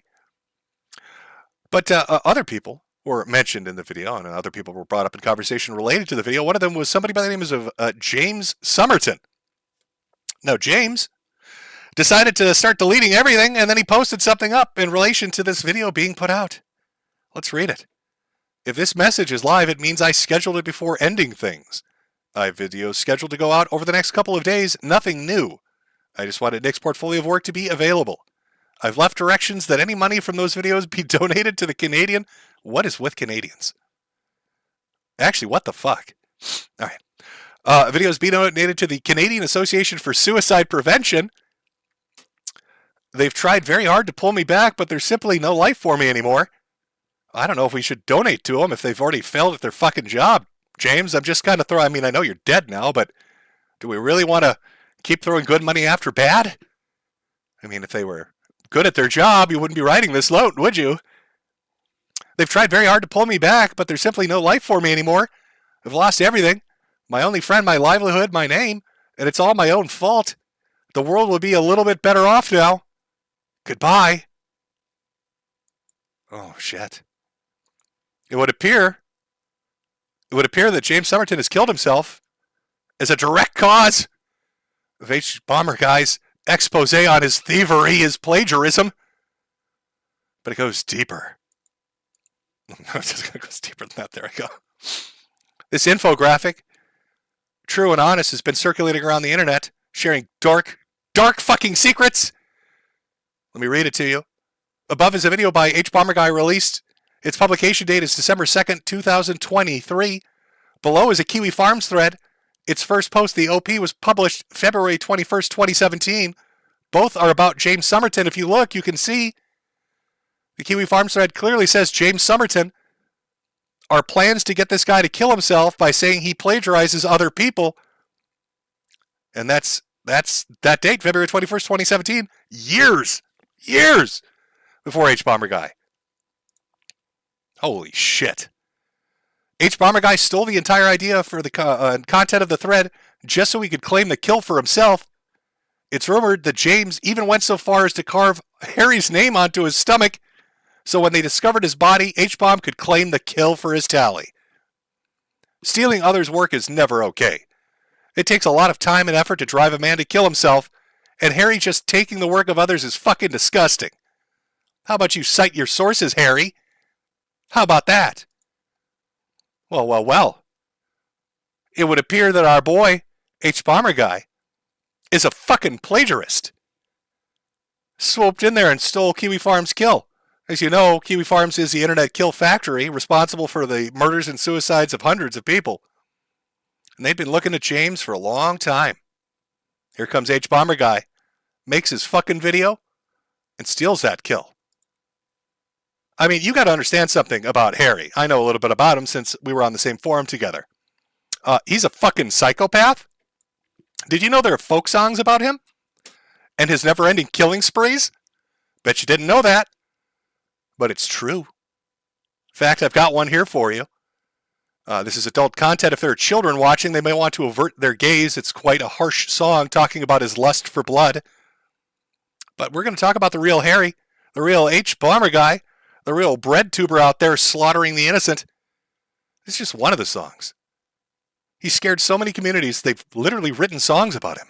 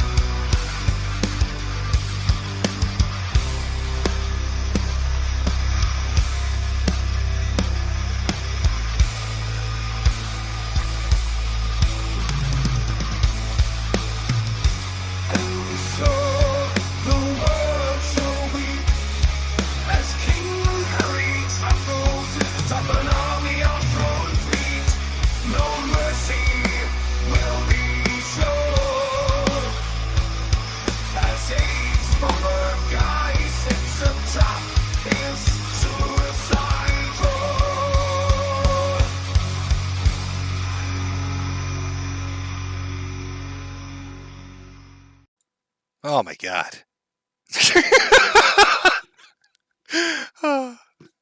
Oh my God, he's out there just slaughtering people left and right. James Somerset is. Okay. But I thought I'd talk a little bit about the history of Metokur and go into a little bit about it. So there was this forum. Overall, pretty good, 4 out of 5 stars. Started by goons. Goons, for those that don't know, are something awful members. That's what they used to refer to themselves as. In fact, if you've heard the term troon on the internet, that's actually from something awful. It's referring to a transsexual goon or a troon. So, a bunch of goons, really big into Retsupre. If you remember Retsupre from back in the day, that was very popular. A lot of videos about it. God, this all goes back to old YouTube, doesn't it? Anyway, they loved Retsupre. And so they tried their hand at it. I wish I could find the video. There's probably a copy out there somewhere, but a couple of the founding members, who Haberman is a part of, as well as some others, tried their hand at Retsupre, and it was a fucking awful video. They just got their shit pushed in. They were very, very upset about this. So they decided, being e-humorists, which is a serious term they used, they were going to start their own forum, because fuck something awful.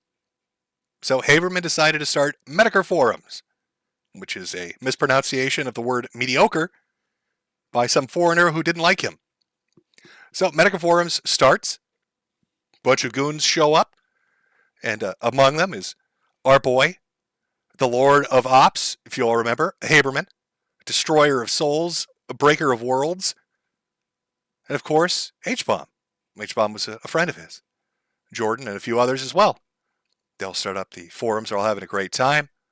They start very, very slowly. They start very slowly. But as time goes on, things get more and more serious. Feelings get hurt. Lawsuits get filed. And there's a little bit of regret going on there. A little bit of regret. So I thought I would read you what I'd like to call Soliloquy of Troll's Remorse by Haberman. Because a very strange thing started to happen on the Metokur forums. All these people that used to laugh at retards, and we're going to talk about some of the retards they laughed at, like to have fun, like to troll, like to do naughty things. They all got Troll's Remorse. And Troll's Remorse is basically when you're a real asshole to somebody online, or a group of people, or a bunch of different people, and suddenly you start to feel bad about it one day, and decide that the only solution is to become the other extreme of the spectrum. Not to just, adjust yourself and be normal, have a little bit of, normalcy to your life, but just become the most cookie cutter, in this case, lib shit, let's just say, personality you could become. So Haberman gets very upset after years of running the forum with his fellow goons, H-Bomb and everybody else, and decides that he's going to put up a long, long essay about how terrible he was and how sad he feels about this, and it's Troll's Remorse. And this is something that affected him. It affected Jordan, who went on to found another website called Busy Street, which was its own shit show. And of course, it affected H-Bomber Guy, who after the closure of the forums, suddenly got into being a bread tuber and a lefty. Well, he was always kind of a lefty, to be honest, but got into bread tubing, let's say. So let's take a look at Habe's regret. I've got this queued up here. I hope you're ready. This is what you need to understand, too. I've talked about this before, but it still is remarkable to me. Haberman was probably one of the only people on the internet that was actually able to scrub almost everything related to this forum off of it. There have always been archives of shit people do online. You know how they say when it's on the internet forever? Untrue. Untrue. I've seen one guy, and one guy only, Haberman, be able to actually erase the entire fucking thing. I don't know how he did it, but he did. You can go to the Wayback Machine, nothing's there. You can go to archive.is and all the variations of it, nothing's there. Just this final letter, and a few screen caps, and maybe 1 or 2 YouTube videos of somebody scrolling the forum right before it closed, and that's it. He completely fucking erased it. He was so riddled with Troll's Remorse, so fucked up over it, that he completely made it disappear. You might be wondering, what did he do that was so terrible that he would want to erase every vestige of it from the internet? Well, we'll get into that. We'll get into the shenanigans of these boys. But let's take a look at Haberman. This will be fun to read. This is a former member of Metokur. I can give you some insights into it. This is from Haberman himself. Prepare. Ooh. Metokur began in late 2008 and fell apart in early 2012. Over the course of 3 years, we managed to do a lot of damage, often to innocent and undeserving people. While we took pride at the time for putting positive spins on our operations, claiming the people we were attacking had it coming, or that they had learned a valuable lesson, it can be safely said now that our actions at the time were indefensible, plain and simple. Founded by me, Haberman, and the elusive Catalyst, the original goal of the organization was to get away from the juvenile trolling under the banner of activism, claiming that our actions would somehow act as a catalyst for some sort of unspecified positive change. As new members were recruited, and with Catalyst quietly leaving at this point, our methods of trolling began to closer resemble targeted harassment, with the primary goal of the site being a forum dedicated to gathering and distributing the personal information of our unfortunate targets.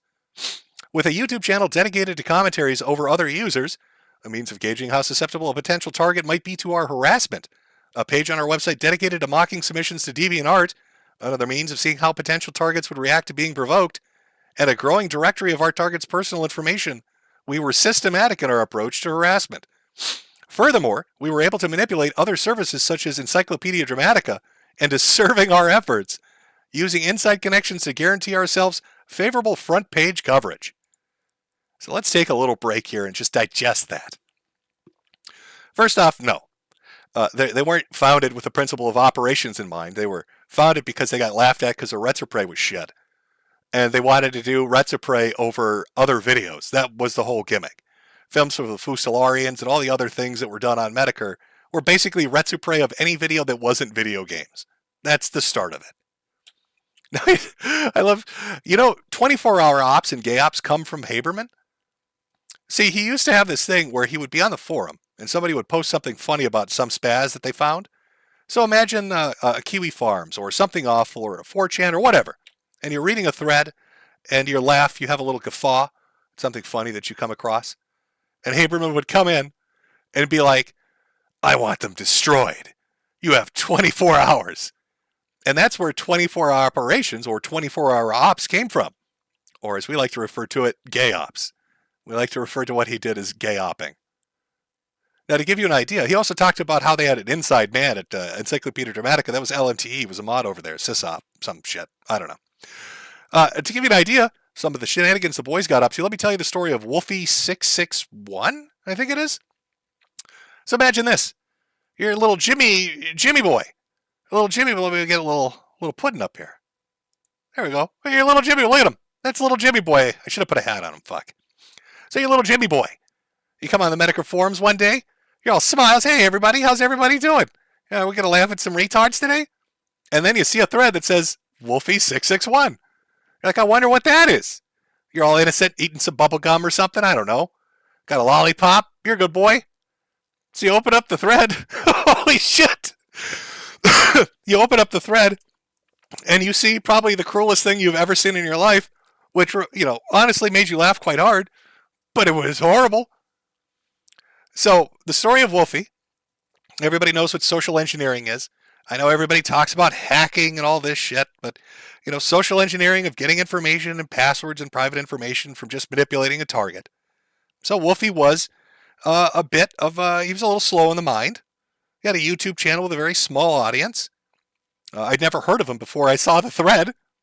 So LMT, who was the Sysop member, he was the guy from Ed that was also a member of Metokur, decided he wanted to fuck with the guy for some reason and came up with the most convoluted thing I've ever seen with probably the cruelest ending I've ever seen. So through months and months of social engineering and manipulation, pretending he's like 19 different accounts. He made like 19 accounts. One was a friend of Wolfie, one was an enemy of Wolfie, one was a friend of the friend and an enemy of the other guy. And he had this whole, all these characters that were interacting with each other daily. And Wolfie became aware of them all. Suddenly he's getting all this attention from 19 people, but they're all him. They're all LMTE. He's just fucking with his head. So finally he's like, Wolfie, as one of the friend accounts. He's like, Wolfie, they've got super hackers. They've got some fucking super hackers working for him, Wolfie. I need your passwords. I need your passwords so I can protect you because I'm your friend. And Wolfie, because he is retarded, does give him the passwords. So LMT gets into all these accounts. Then he comes back and he says, Wolfie, Wolfie, the hackers, they found out. Wolfie, the hackers have hacked me, and they now have your passwords. But it's okay, because I worked a deal out with them. They just want one thing from you, and if you give it to them, they'll give you back your passwords and your accounts. And Wolfie said, sure, what do they need? They need you to film yourself naked fucking your ass with a coat hanger. They need you to do this, Wolfie, and if you do this, Wolfie, they will give you back your accounts. So Wolfie took some time to think about this, but he's slow in the mind, of course. Again, remember, and he's been fucking with him for months. He used the other accounts, and he convinced him to do it.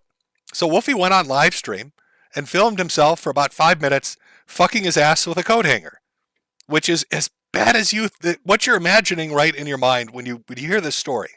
When you hear there's a guy fucking his ass with a coat hanger. It's as bad as you think. And so he comes back and he says, here's the video. Can you give it to them, and can they give me my passwords and my accounts back? And LMTE says, yes. Thank you, Wolfie. I'll get you your accounts back. And then Wolfie, a day later, is like, have you got my accounts back? He's like, almost, Wolfie, almost. Just hold on. So then LMTE puts the video up on streaming services for like porn sites, right? Buries them on porn sites. And then he uses every contact Wolfie has ever used on every social media and all his emails to family and friends, especially to family. I think he wrote one to his dad especially. And it said, hey, Dad, look at me now. And it linked him to the video of him fucking his ass with a coat hanger. And then he messaged Wolfie and he said, okay, you can have your accounts back.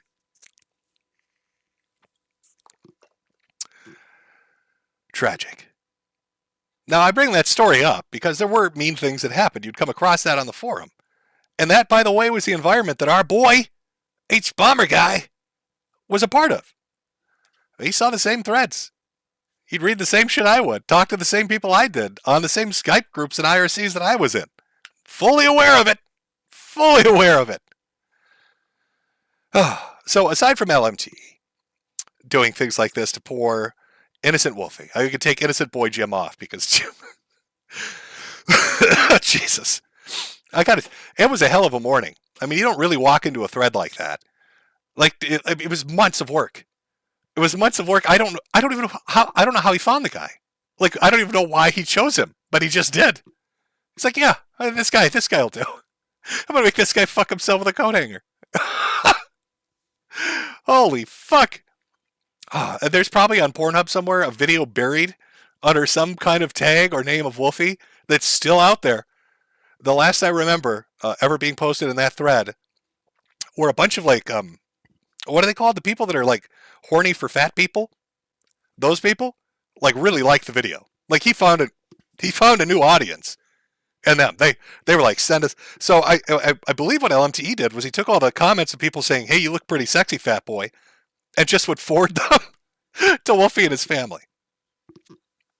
It was just cruelty upon cruelty.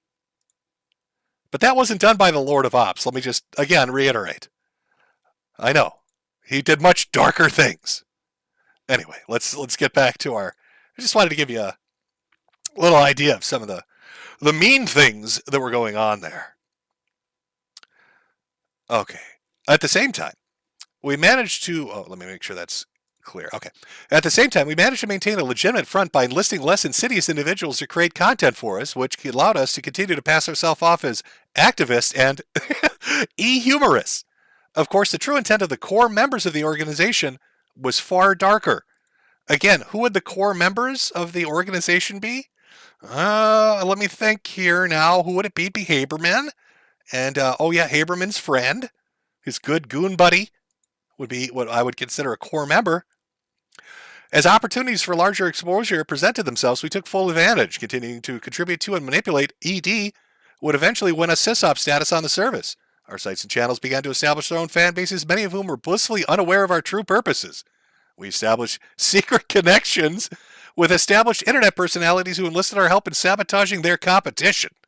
We brought ourselves near national attention when news media began to cover a game under development by the title of School Shooter North American Tour, which thankfully was never actually distributed.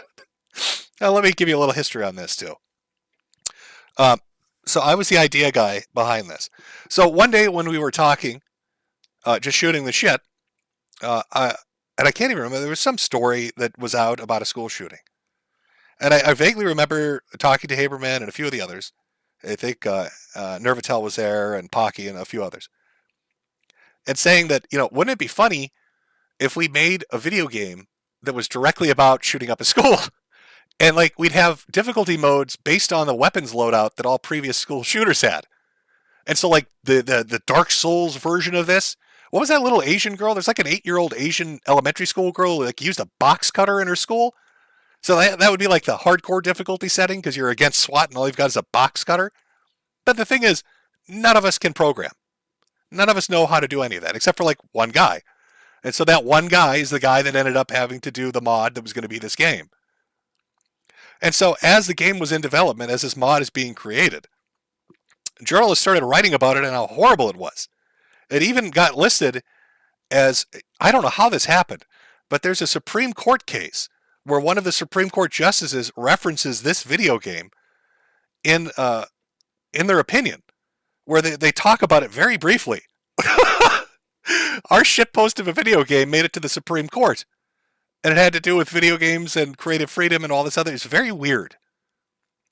But Haberman's grand plan for this was, and he talked to Fox News like 3 times.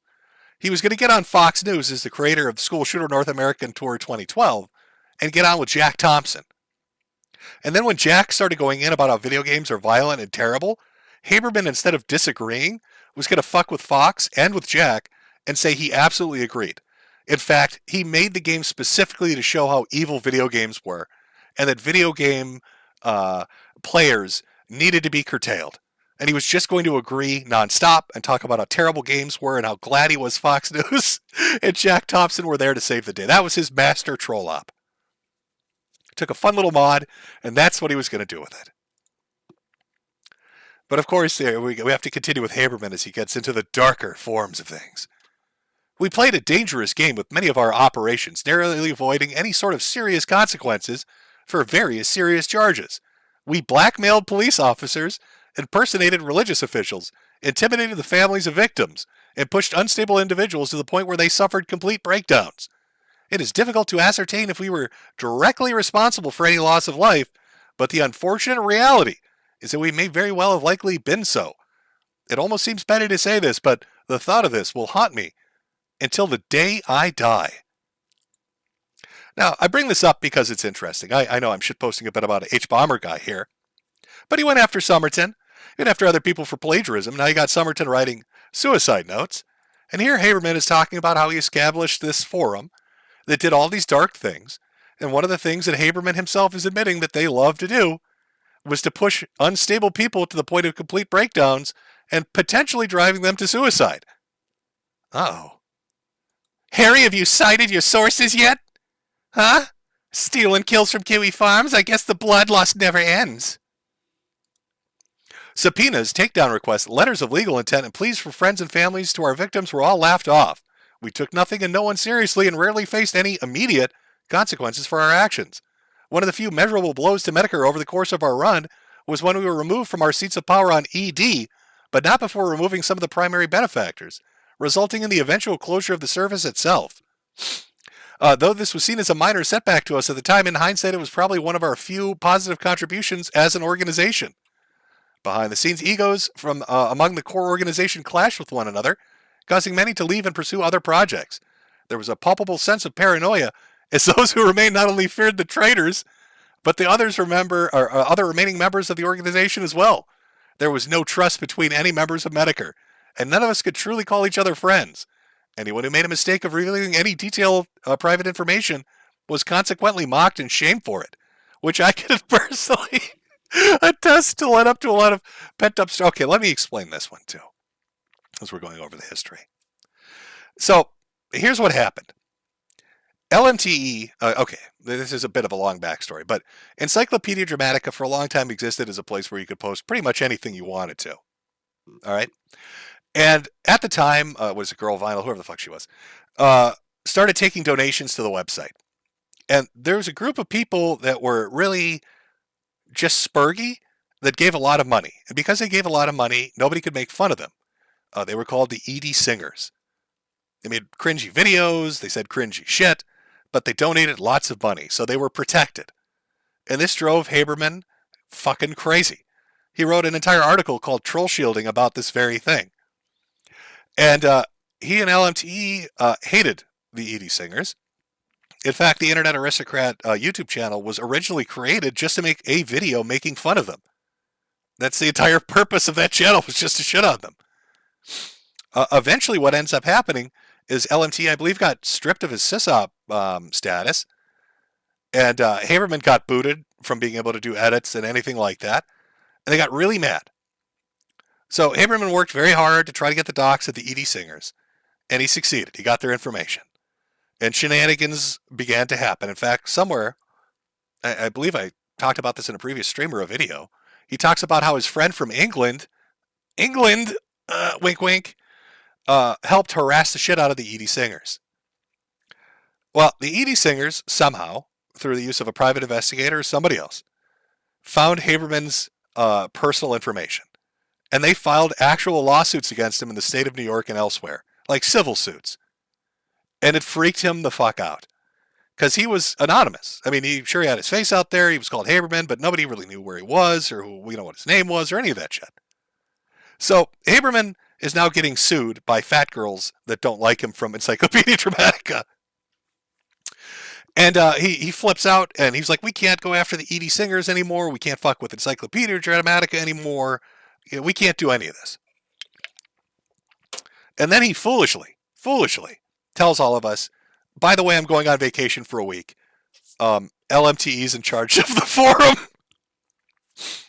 So when he's talking about how everybody was paranoid and they couldn't trust each other and traitors were stabbing each other in the back, what he's really talking about is we took all the legal information from the lawsuits, like his full name and address and phone number, and we made it a scrolling banner for an entire week on the website while he was gone and didn't have control of the website. So all the victims he talks about, all the people he would fuck with and make fun of, suddenly show up to the website's front page, and there it is, Haberman's real name and his address and his phone number with a message that said, fucking call me, I dare you, or come visit me, coward, shit like that. He was not really happy about that, chat. He was actually quite fucking angry in regards to that little prank. I believe LFT even tried to do like this replacement function where any letter you would type would just print out personal information. So like if you try to type out hello, H, E, L, and O would all like put out like his name, his number, his fucking address. But it like broke the website, so he stopped doing that. So Haberman shows back up after his vacation, and fuck was he mad. Oh boy was he mad. Remember, again, little innocent Jimmy boy, okay, lollipops and gumdrops and shit, gets the blame because I'm the idea guy. He was like, oh, it wasn't me, it was fucking Jim thought that would be funny. I did think that was funny, by the way. I wish I could claim it was because I had matured enough at that point and wanted to move on, but it had more to do with the simple fact that the times had changed. Social media was quickly evolving, people were becoming less concerned about their personal information being made private, and our old tactics were having less impact on a new generation of netizens. Rather than growing to recognize the error of our ways by that point in time, we'd simply grown tired. And so Metokur died not with a bang, or even so much as a whimper, but instead quietly overnight without warning or notice. And I say good riddance to Metokur and all it stood for. Selfishly, I attribute it to the fact that I was forced to hide my own sexuality and harass my fellow LGBT peers, prolonging an addiction to pain prescription medication, stunting my emotional growth, and suppressing my sense of empathy, as well as generally enabling behaviors which I can now recognize as despicable. My association with the site cost me friendships, opportunity, and precious time I never can reclaim. I'd like to say, too, none of us knew if Haberman was gay or not. Nobody cared. Nobody would have given a shit. But I guess he felt this was the deep secret he needed. Maybe we'd make too many gay jokes. God knows we made jokes about fucking everything in relation to one another. But the prescription addiction and alcoholism, yeah, he had a few instances there where he went a little too hard on the pills and the drink. I distinctly remember one conversation, like at midnight when he was in his college dorm or something, where he's a little shit-faced and he's like, I'm hungry. So he decides to order a pizza. And then he flipped out for like 20 minutes, almost crying, because he didn't have any money in his account. And he had to call like Domino's and tell him he was too poor to order. Like, please don't send the pizza to me. I'm too poor. I can't afford the pizza. And they were mad because he said he paid cash when they got there. But he's a little high. He wasn't really paying attention. That's our troll lord, god of the ops, Haberman, having a meltdown because he couldn't afford his pizza. However, I firmly believe that no pity should be spared on my behalf. The true victims of Metokur were the targets of our harassment and those who associated with them, many of whom became targets themselves. The system we developed for distributing and destroying our victims' very lives was pure evil, as were those of us who participated in the process. There are no excuses for what I did, and no means of justifying our actions at the time. We did nothing to accelerate any sort of learning process for our victims who demonstrated immaturity or naivete, and taught no lessons to those who battled on their own or battled with their own immorality. It's impossible to track exactly how many victims of Metokur there were, or even who many of them were. When I took measures to ensure that no archive or record of the site existed, the names and details of our victims disappeared with it. Personally, thanks in part to my painkiller-induced altered state of mind and also to my generally poor memory, I can't recall many of the details of Metokur's history. Attempting to recall even a general timeline of events comes difficult for me, and several of those who may still remember the finer details are likely unwilling to cooperate in an effort to make amends. And so it's with great frustration with myself that I must admit I've little else to offer than my sincerest, deepest regrets to those affected by Metokur. The consequences I face for my actions do little to compensate for the damages I've caused, and I live with the knowledge that I may never fully atone for my actions during Metokur's run. Not a day goes by where I don't think about the things I did and allow my thoughts to turn to self-hatred and loathing. And that's pretty much it. I mean, there's a little bit more here. Blah, blah, blah. What a terrible person I am. So sorry about that. Please watch The Dinner Dates, my new Let's Playing channel. Oh, I'd like to take a second here also to just point out again, the moment he decided to set up a Let's Play, once you get into speedrunning, look at what happened to Chibi. Here's Haberman, suddenly just fucking demolished by Trolls Remorse, talking about being LGBTQ barbecue and all that shit. And all the horrible things he did, which were really, let's be honest, the only horrible thing that really ever happened on that website was probably what happened to Wolfie, and that was LMTE. Haberman's idea of targeted harassment and horrible things was really just laughing at fucking idiots on a YouTube video. But he sure likes to write about how bad it was. And H-Bomb was there. He was there the entire time. He was a contributor to DeviantArt Coalition for Quality Control, or DQCC, or Q, whatever the fuck it was, which was an attempt to just fuck with people, tartlets, on their terrible, awful, shitty fucking DeviantArt accounts. In fact, let me show you some of the reactions. I've covered this too previously, but I'll show a little bit for the folks tuning in. Here's a DeviantArt account called Metokur Must Die. It's from 13 fucking years ago. I am a DeviantArt user dedicated to the destruction of the troll group known as Metokur. Their website, metokur.org, is used to launch attacks on DeviantArt users, YouTubers, and other groups of people on the internet. One page in particular, called the DeviantArt Coalition for Quality Control, is used specifically to target DeviantArt users and has scared dozens of artists off DA before they could even reach their full potential, just because of the characters they like or because of the friends they have. To the members of Metokur, I know you will read this. Your days of ruining others' lives are over. I'm coming for you. I know the tactics you use, and I will use them against you. Personal quote, overall pretty bad. 0 out of 5 stars. Oh, I believe this is the one that started the petition. There's a petition. There was a petition to get rid of, let me pull this up. Get Metokur off the internet. 308 signatures. Metokur got Nintendo Advocate and Miss Nintendo Advocate off of YouTube, and I want Metokur to die. Sign the petition if you want. Metokur films for the Fusilarians and DJ MTP off the fucking internet. Didn't really go very far.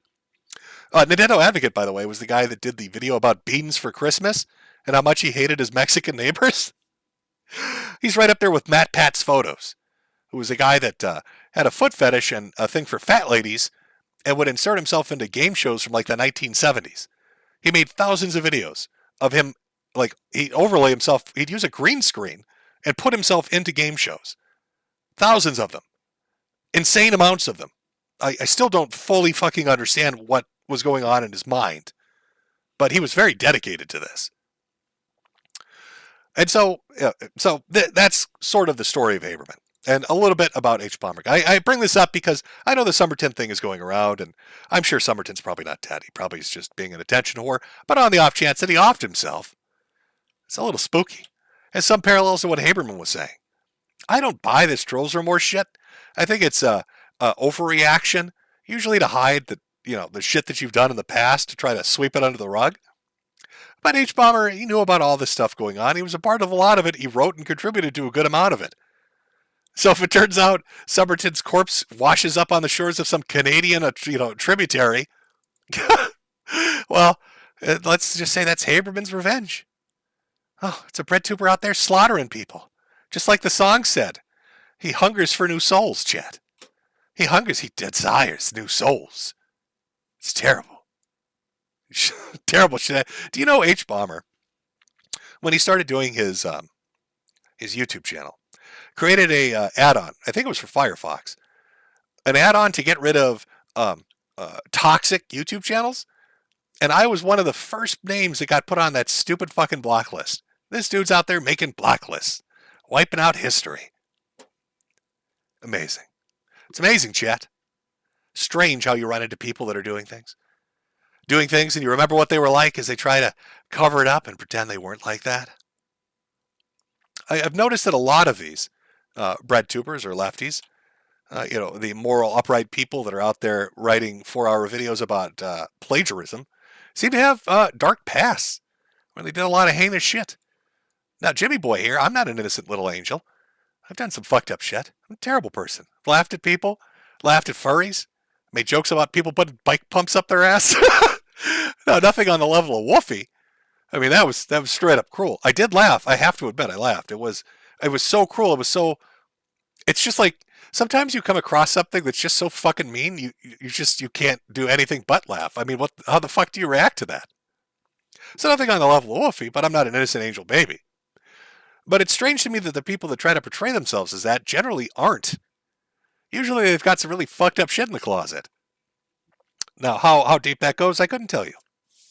It's not like H. Bomber was out there demanding people be beheaded. But he sure was familiar with what was going on. And had that goon mindset of let's fuck with everybody on the internet. Sort of like, I don't know, let's take another example of a bread tuber or a left-leaning personality that's popular at the moment. How about Vaush? Vash. How about him? I mean, how many screen caps and Discord logs and things need to leak about this guy and his affinity for horse fucking? And not just horse fucking, but young girls.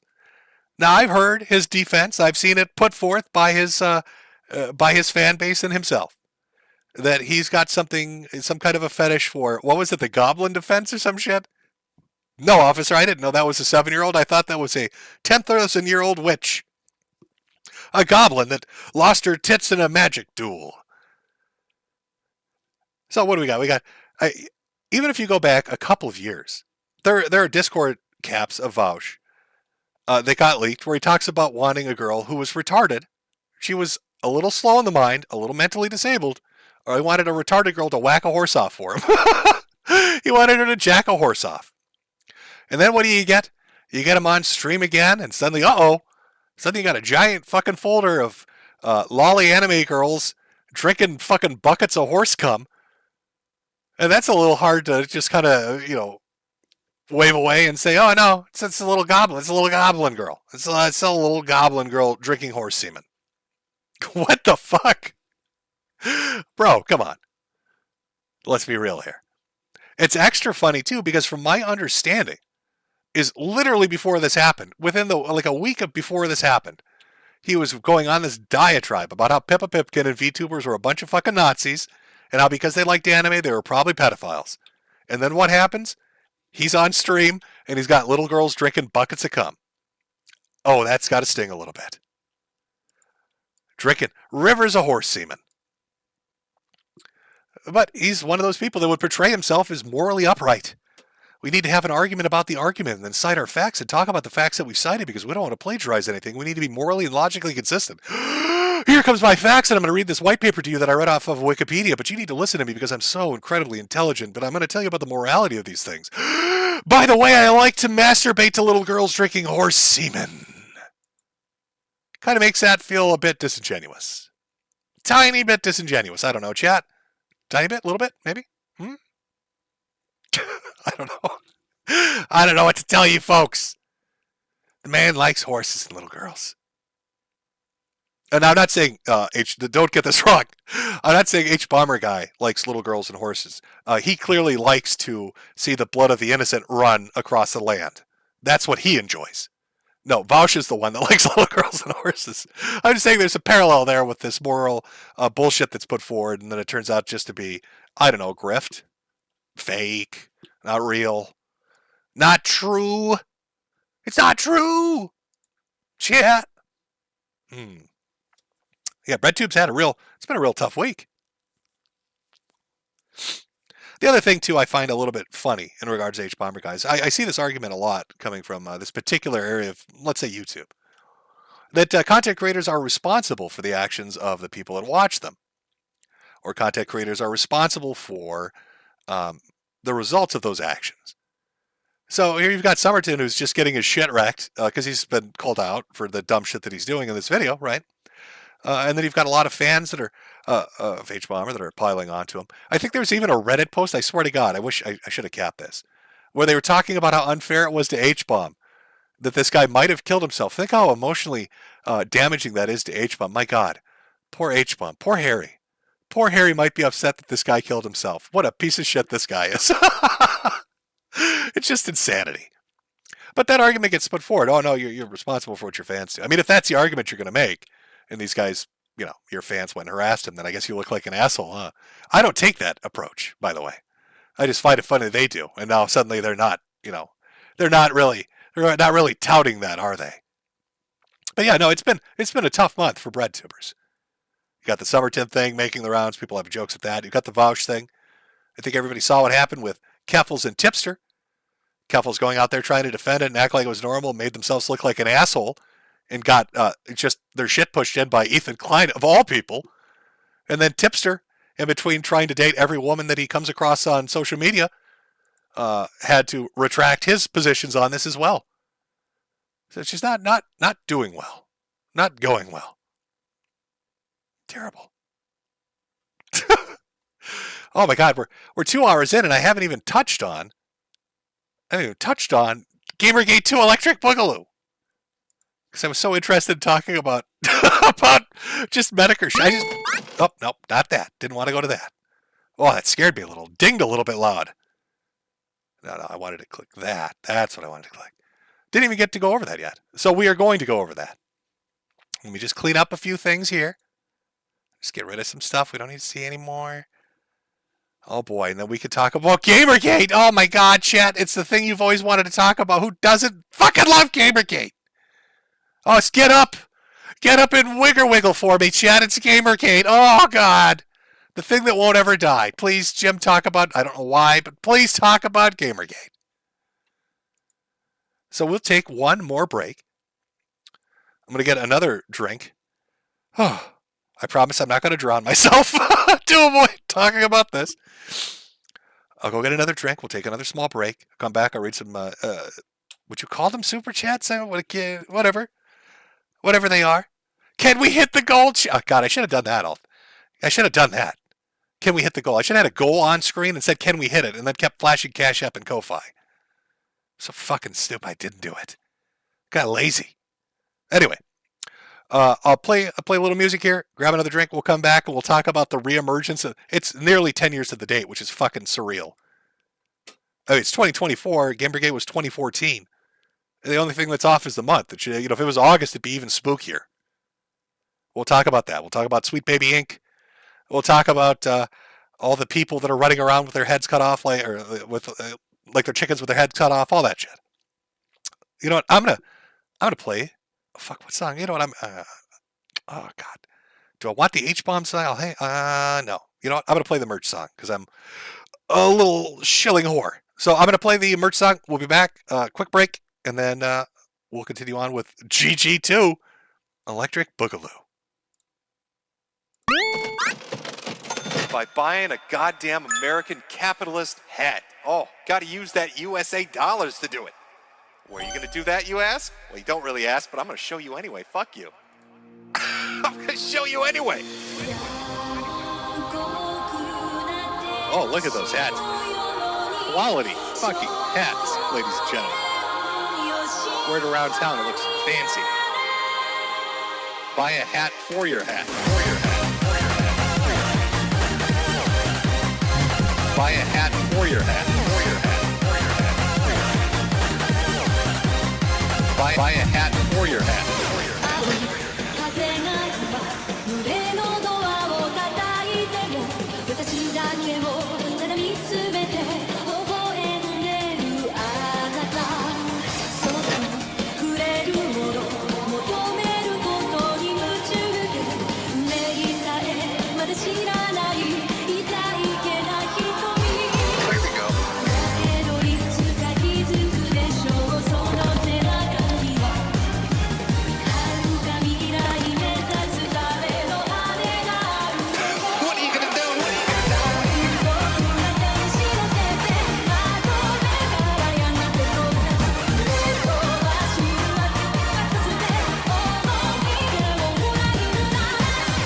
Look at those hats. Quality fucking hats, ladies and gentlemen. Buy a hat for your hat. Buy a hat for your hat. Wear it around town, it looks fancy. Buy a hat for your hat. When I'm sad, pay me. It's the only cure, really. When you're very sad, you need to pay me money. You gotta buy my fucking hats. Alright, that's the only way you're gonna teach these communists their fucking place. These lemon-loving motherfuckers. It's by buying a goddamn American capitalist hat. Oh, gotta use that USA dollars to do it. Buy a hat for your hat. Quality fucking hats, ladies and gentlemen. Buy a hat for your hat. Wear it around town, it looks fancy. Buy a hat for your hat. For your hat. 私の愛のゆりかごあなただけが夢の使者に呼ばれる朝が来る細い首筋を月明かりが映してる世界中の時を止めて閉じ込めたいけど I love America too much. Love the red, white, blue. Love my apple pie and baseball. Sometimes I just look at the Statue of Liberty. It's so goddamn beautiful. Oh, that is good stuff.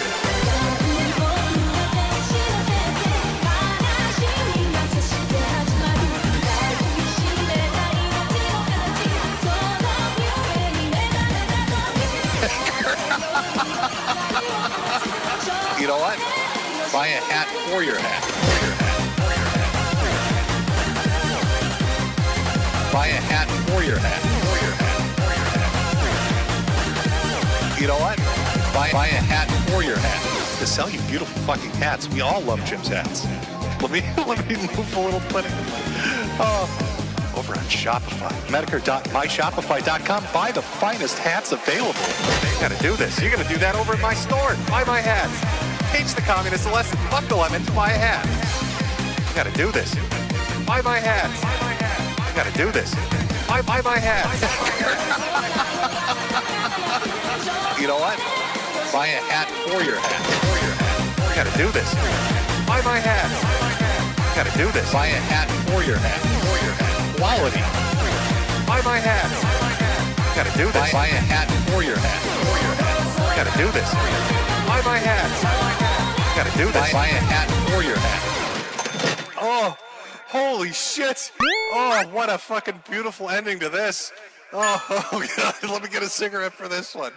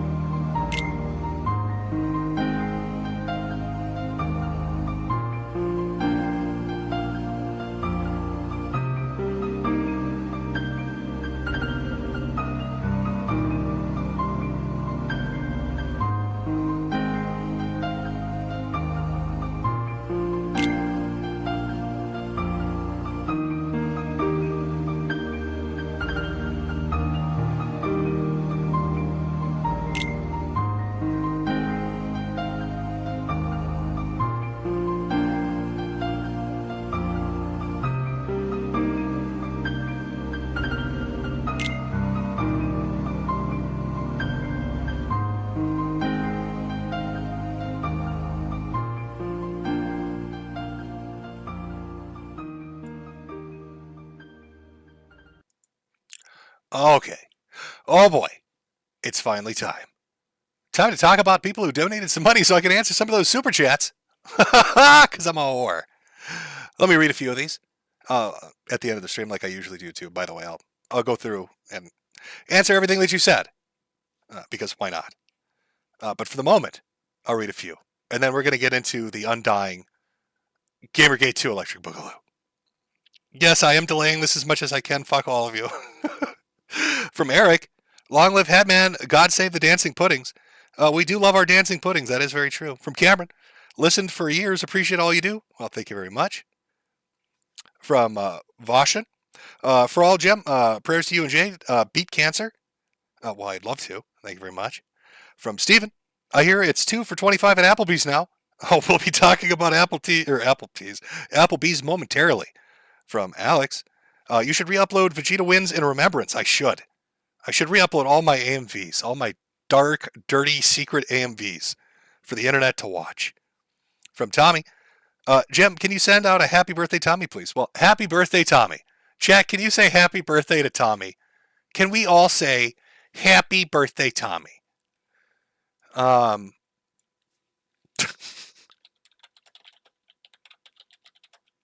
on.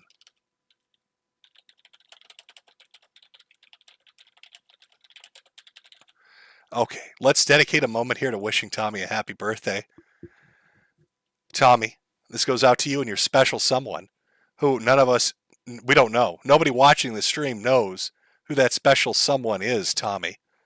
But we all wish you and them a happy birthday celebration, Tommy. Look, everybody in chat saying TTD, which I think stands for totally tubular dudes. I think that's what that means. Probably something like that. Something like that. Happy birthday. I'd sing for you, but I don't have a singer's voice. But happy, look at that. Everybody in chat saying happy birthday, Tommy. We're all wishing you that happy birthday. It's $5 well spent. From Shanna. Chibi was on the flight log to Epstein Island. Probably. From Cape Rubin. Thanks for the years of laughs, Jim. Okay. Glad I could help. And then finally from Eric. Long live Hatman. Oh, I've read that one. Okay. That was from Cash App. I'll read a couple on Ko-Fi. And then we'll get into the Gamergate.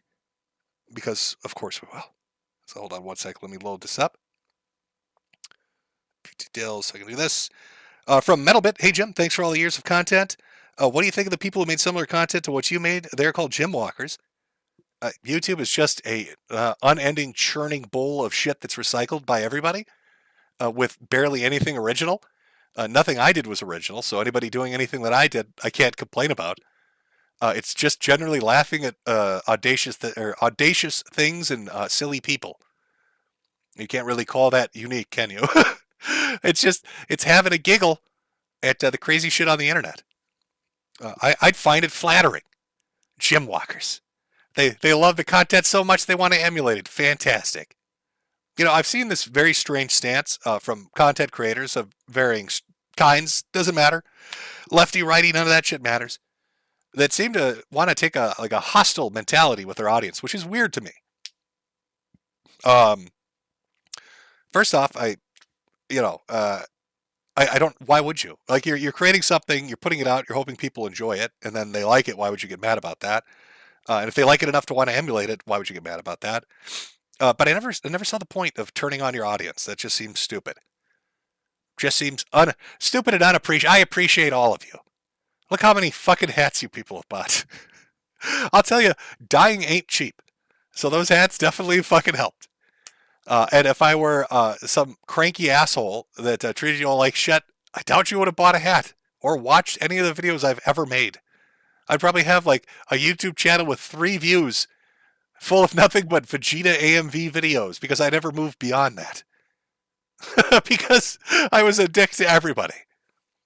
So to answer your question, I find it flattering. Metal Bit. I find it just flattering. From Johnny, want to say fuck you to Sweet Baby or failed Canadian tax-funded company Co-op. Check out I Want to Hug the Gator on Steam and the Kotaku disapproved bad faith game Snoot Game at snootgame.xyz. I've never heard of either of those, but I can check them out. From Hatless Harry. I don't know why he'd be hatless. This might be a long shot, but will you happen to know where a fellow could get himself a nice hat or two? Well, I hear potentially over at Metokur.myshopify.com. Let me read a couple more here, and then we will get into the... I'll stop cock teasing you. I'll get into the fucking Gamergate shit. Corey K, glad to see you streaming again. Hope you feel better soon, and thanks for the help. Should I buy a hat for my hat? Obviously, you should. And finally... Oh, no, went back to Corey there for a second. Hold on. It's a little finicky getting this to work. I'm not used to any of this shit. CNJ, my head is too big for most hats, but I did buy a beanie before they were discontinued. Keep fighting the good fight. Yeah, I'm not sure what was up with that. For whatever. Oh, I can take this down. I think Tommy, he got his money's worth. Happy birthday, buddy. There we go. What was I going to say? Oh, yeah, I'm not sure why. So the company that provided the beanies just decided we're not doing it anymore. So I don't know. It's all made in some like Chinese sweatshop. I don't know. Maybe they switched to something else, like lead-infused mugs. I don't know. Nothing says good drinking water like lead. But yeah, the beanies are gone. They're gone. I don't know if they're ever coming back. They gave us no information. If you got one, I'm glad you did. Because I think there was like just a short amount of stock between anybody that was using it for any kind of design, and it's gone. Poof, it's gone. Like that South Park clip. But okay, let's get into the Sweet Baby Ink stuff. Here's what I understand it to be. And then, chat, you can yell at me because I'm misinformed because I haven't been paying attention. Does that sound good? Are we good on that? I've got a couple articles pulled up, a few clips pulled up. I think we're good. Let me get rid of this. Okay, there we go. So it's my understanding that some gamer that wanted to get all these horrors out of video games decided to create a Steam group that brought focus and attention onto a narrative constructing company, narrative crafting company called Sweet Baby Incorporated. Now, if you were to go look at this Steam group right now, it's fucking ridiculous. Sweet Baby Inc. Detected has roughly 228,932 members, probably more, with a sole purpose being dedicated to tracking games that have involvement in their development with Sweet Baby Incorporated. Now, you might be asking yourself, why would anybody care? Steam is probably like one of the last vestiges of where you can go and say shit, honestly. Now, I know that they've given more mod tools and creative powers to game developers and publishers. Back in the day, you could say whatever you wanted. Now they've kind of curtailed it a bit. And you can find yourself temporarily banned from saying things on certain game forums or, creating threads or leaving comments or even fucking reviews. But still, for the most part, Steam is pretty fucking based when it comes to letting you say what you want to do, creating your own little groups, or even doing this curator thing where you can create your own following where people can come by and see what the fuck's going on. So somebody out there creates Sweet Baby Inc. Detected, and it talks about this company. And it talks about this company that works with video game developers. So what do? What is their mission in the video game sphere? Well, they talk about is it DEI or DIE? Whatever the fuck it is. Diversity, equity, and inclusion. So these are fun buzzwords. I'm sure you've heard them before.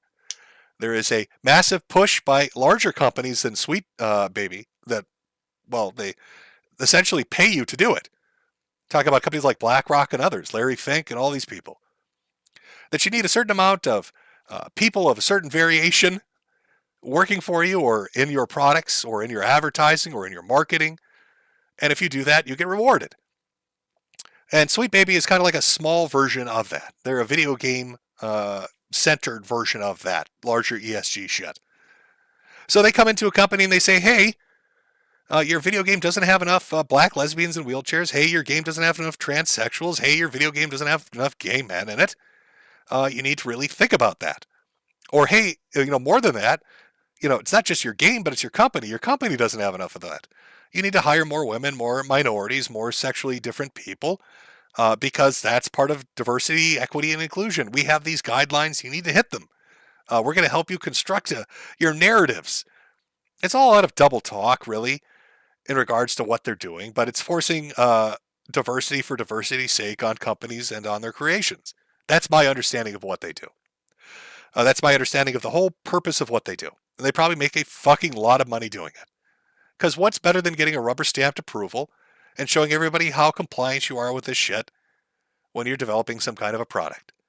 I don't think anybody's blind to the fact that over the last 5 years, every video game company that exists, whether they're the big console manufacturers like Sony and Microsoft and Nintendo, or they're a third-party giant like a Capcom or formerly a Bethesda, or even some of the small and middling people, have been really jumping in on the whole idea of corporate diversity, equity, and inclusion. Every time there's a special day on the calendar, they're out there with a rainbow flag. They're setting up funding for development in relation to projects about minorities. I believe after the BLM stuff and the Floyd riots in the 2020, Sony in particular, I think, did like a giant, God, am I remembering this right? They did like a giant fund where they gave like $25 million to develop black video games or some stupid thing like that. And it was really that vague too. It was just like, here's $25 million for black people. Please don't get angry at us for any reason whatsoever. Look, we've got a transsexual flag. Look, we're the good guys. So they're out there doing that. You've got a company rubber stamping everything doing this. And they're looking at their involvement and what games they've been involved in. And shocker, a lot of the games that this company has had their hands on, or the companies they've worked with, all the products turned out to be shit. It made a lot of people start to do a double take and think, maybe these products are crap because of this involvement. Maybe the focus should be on fun video games and fun video game shit rather than teaching me a lesson about diversity, equity, and inclusion. So anyway, to sum up this story, they make this curator page, this Steam group, and this sets off a firestorm. The company gets upset. I don't have the screen cap. I'm sure you've all seen it. You don't need me to pull this up to really prove it. You can go look it up yourself if you need to. But I believe it was one of their employees got very fucking angry and wanted this Steam curator page, this Steam group, taken down, and then wanted the person's Steam account erased as well. They didn't want just the curator page, the Sweet Baby Inc. Detected page taken down. They wanted them to lose access to their Steam account. They wanted them punished by losing access to all their video games for daring to say, this is pretty stupid. And it's not even like what they said. I mean, fuck, wasn't that South Park episode, Make Everything Black and Lame, or Gay and Lame, or whatever it was? Where they go to like an alternate dimension where everybody's like a black woman or a Latina. That South Park episode came out like a month ago. So, this is basically the real world version of this shit. But yeah, no, they need to be punished. They need to be taught a lesson. Oh boy, we're gonna come after them. And so it starts a firestorm. We're gonna look through some of the articles and I'll talk a little bit about it. But of course, everybody's popping up. All the old characters from the last time around from Gamergate are popping up. You've got Anita out there having fake weddings. I don't even know what the fuck. Like, what the hell? I'm going to say this is an aside. This isn't even, I'm going to pretend I don't know who Anita Sarkeesian is at all. Right? I don't know who you are at all. I've never heard of you before. And I'm just going to take what I'm reading on its own. I did not get married, but I did have a wedding-themed birthday in Stockholm this summer. It was goofy, silly, and fun. We had a bachelor party, rehearsal dinner, ceremony, and reception all in one. People dressed up in the best costumes, from bride's divorce lawyer, drunk uncle, and a ring bearer. Massive thanks to everyone who helped me pull it off, which was a lot of people, and everyone who traveled from different continents and countries to come party with me. Wow. That might be some of the most cat lady shit I've ever fucking seen in my life. Like, Anita, pump the brakes. What the fuck are you doing? I'm so lonely. Oh God, all I have are the cats and the wine. For my birthday, we're gonna pretend it's a wedding, and you're gonna treat me like a fucking bride, and I'm gonna wear this dress, and oh God, Jesus, it's very fucking sad. Anita, Jesus Christ, this makes me pity you. You've made me pity you. I am pitying. This is so sad. I hope it's like an edit. I hope somebody out there is being funny and clever, and this is like a fucking edit. Because that's the saddest shit I've ever read. In fact, we should introduce Anita Sarkeesian to fucking Mersh. Like, the amount of cat energy I'm getting off of this, those two are like a match made in heaven. They could sit together in that lonely apartment, green screening cat videos till the sun goes fucking dark. And all the heat energy of the universe disappears. Female cop doggo wedding bride. course, you got Sargon out there. Here he's making the rounds. He's popping on a couple of podcasts talking about GG a little bit. Or maybe. You hear what I don't know, chat. What do you think? Can we make this happen? Is it time to mend fences a little bit, chat? Is it time to make this happen? Are we going to go for it? Anita, I don't think you've even read Locke. Now put the ring on, you silly bitch. I mean, come on. That's a power couple. Come on. It's time. It's time to make it happen.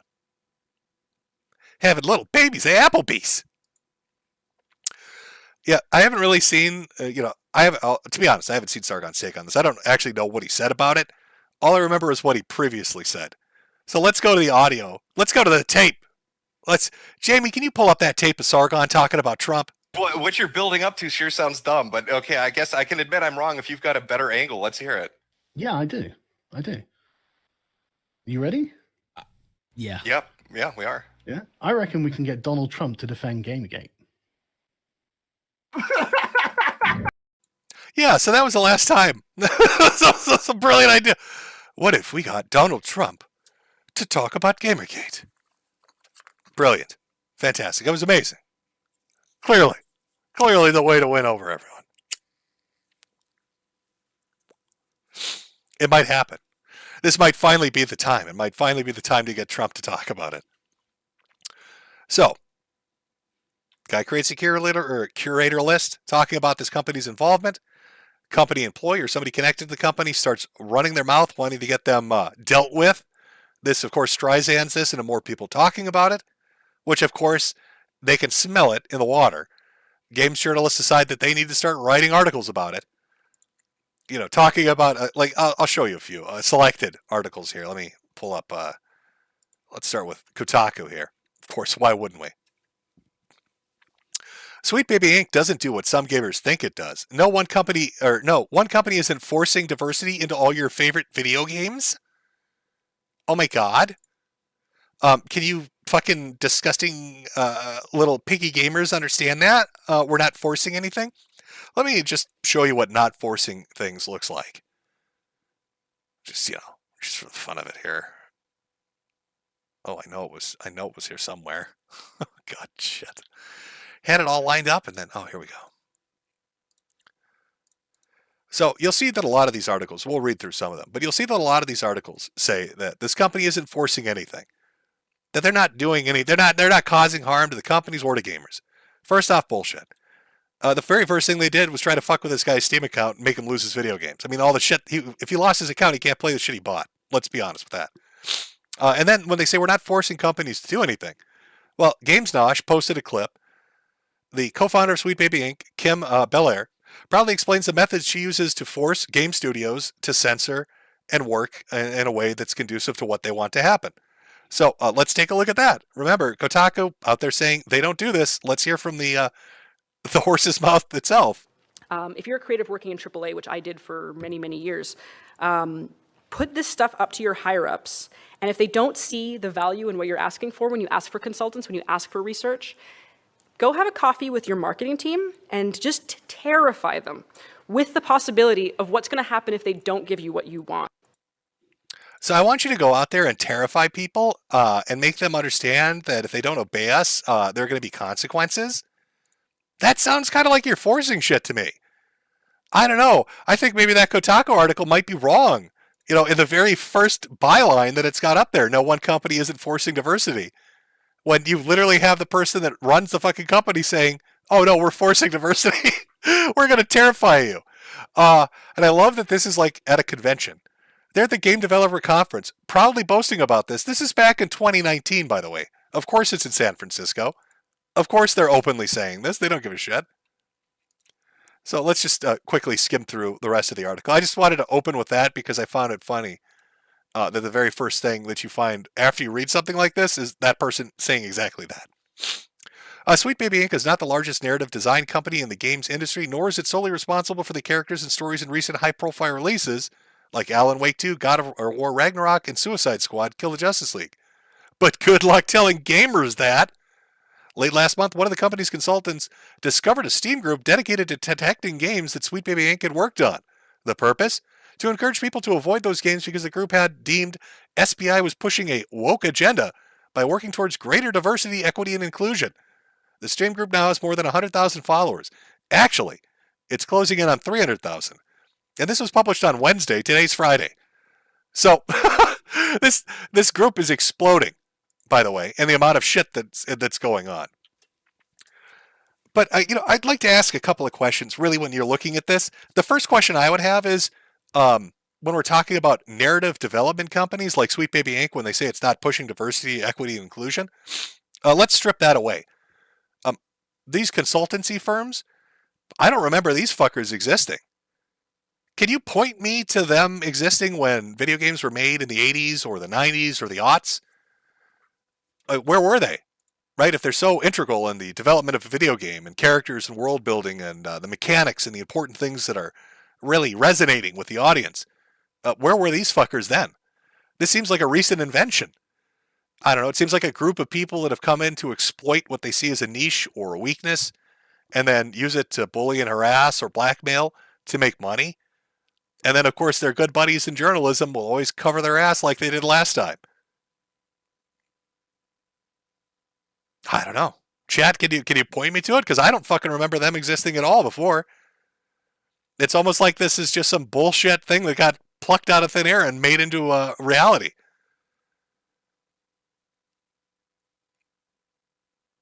I keep looking at chat. Nobody's pointing me to any of these companies that previously existed. Of course, then it goes in to talk about bad actors. It talks about how gamers are shit. We always love how gamers are shit here, folks. It talks about how they misunderstand. They don't understand. They're not forcing diversity. It's just happening naturally. Can you believe they printed this? I'll just show you so you know I'm not making it up. Sweet Baby Inc. isn't forcing diversity. It's happening naturally. Naturally. Put this stuff up to your higher-ups. Naturally. And if they don't see the value in what you're asking for when you ask for consultants, when you ask for research, go have a coffee with your marketing team and just terrify them with the possibility of what's going to happen if they don't give you what you want. Yes, that's so natural. It's so organic. My God, did you feel how organic that was, chat? Oh, that's organic.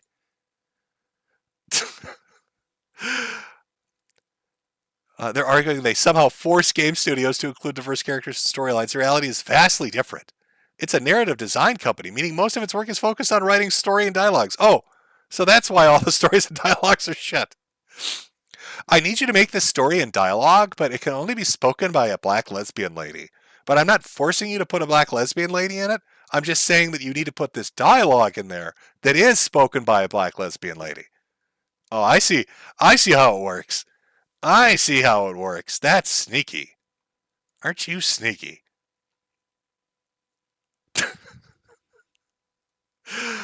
Oh. Then I believe there was an article too put out by, was it PC Gamer? There was another just shit bomb of an article. Let me see if I can find this. Oh, here we go. Here we go. A company called Sweet Baby Inc. has become the target of anti-woke gamers because it offers consultancy work and industry standard service that's been normal for years. Oh, they're consultants, not tyrants. How many years have they been normal for, Harvey? Let me see. Kotaku reports 70,000. Let's see. Other words. Sci-fi, climate change. This is all great. No, just tell me how long this has been the standard. Oh, work as a complete non-event. Okay, fantastic. Let's see. It starts with a dev team, an idea. This is all great in there. Yep, this is fantastic. Vague, but fantastic. Obvious. It's really weird. It's just standard, he told me, but where is it standard again, Harvey? Because just point me to when this happened in the 80s and the 90s. I don't see. Picking a fight doesn't matter. Oh, no, look, I don't see it anywhere in your fucking article. All I want you to do, Harvey Randall, please do this. Just show me these companies existing anywhere in the year 1980s, 1990s, the double aughts, or fuck, even the 2010s. Just show it to me. Show me how normal and standard it is, right? Because it's normal, standard business practice. Clearly, it's there. It's so obvious. So obvious you can show me, right?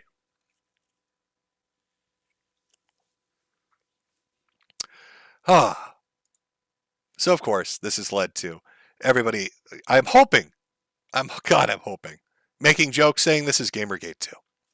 I don't know. I know we've got people like Asmongold, I think, is covering this quite a bit on his Twitch. I see a lot of different people, outlets like Games Nosh and others that are covering it a lot. A lot of people just pointing out these companies. I don't think there's anything wrong with pointing out these companies.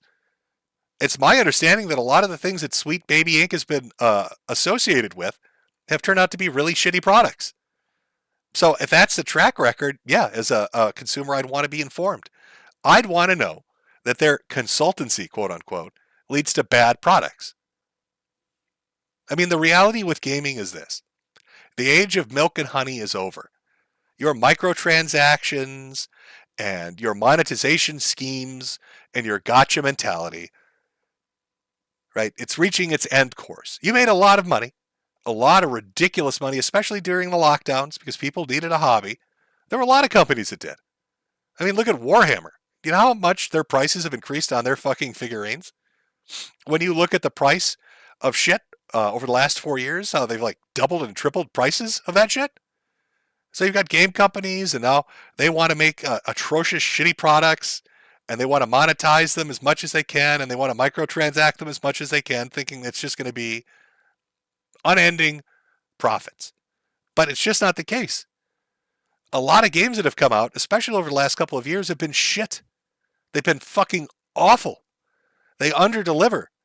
Everything is patched.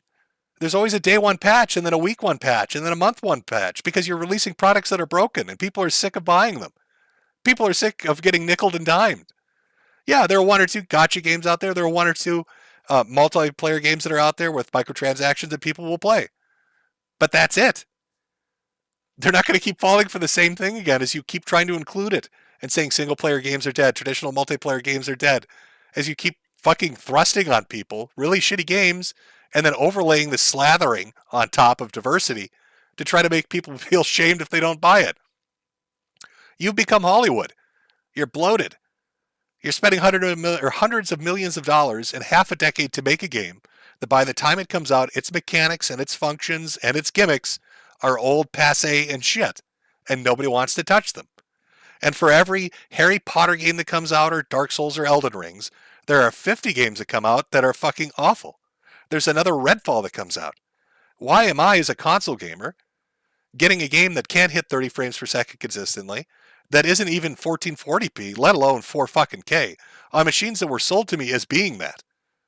Why am I being sold games that are just getting released on PC and are better fucking running on a PC than on the dedicated console that they were built for?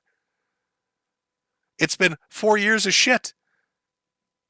So, after being robbed repeatedly and seeing the trends in gaming and seeing that people are just tired of it as you fire half your employees because they have positions that don't do anything for your game development, you're going to reach out to narrative companies and try to trick us into buying them? Well, this game with these microtransactions, this shitty Hollywood-like blockbuster AAA pile of crap, it's better now because there's a black woman in it or this gay guy in a wheelchair. That's not going to work. I'm sorry. Suicide Squad is shit. Redfall was shit. These games shouldn't be getting released. They're awful games. And people are sick of losing their money. This economy is crap, right? I know everybody talks about, I don't mean to get political, but I know everybody has a conversation about inflation and politics and where things are going. But I think most people would agree that shit's overpriced right now. It's hard to make rent. Groceries are expensive. Shit adds up quickly. People are tightening their belts. So when they look at their hobby, they want to get bang for their buck. They want to enjoy the product they buy as a consumer, and they want to know that they're getting value for money. So I see nothing wrong with a Steam group or a Steam curator putting a list out that says, hey, every game these people touch is shit. It's a waste of your money, and you're going to get fucked if you buy from them. I think of that as a good service to provide to your average person. Is it possible some of the games aren't going to be totally crap? Sure. But if the majority are shit, there's nothing wrong with what they're doing. And seeing the reaction of these people try to punish them by getting the Steam Curator page pulled down, getting their account banned, having journalists write about how great this company is, now people don't understand what they do, even though they're on videotape, blatantly speaking and saying, no, we totally blackmail people and threaten them. do you think that's going to work? I mean, I don't know what the gimmick here or the game is. I don't know what your game plan is, I guess. Not that it matters. I mean, every article I've seen over the last month or two has been company after company slashing 10%, 20%, 30% of their employees. Must mean they're not selling video games, huh? Must mean the games they're making aren't that great, huh? Must mean the cost of development is bloated to shit, and positions were created for no other reason than just to be positions that paid. But it's always the consumer. It's always the little guy's fault. It's always the gamer. Us dirty gamers, because we hate those whores. Gamer girl, go home. I gotcha. Just second verse, same as the first. Yeah, I've heard this song before. So that's your Gamergate 2 chat. I don't know what's going to happen with it. I hope that curator page. Let me wish it a Nick Rekieta, but earnestly, I wish that Steam curator page 1 million subscribers.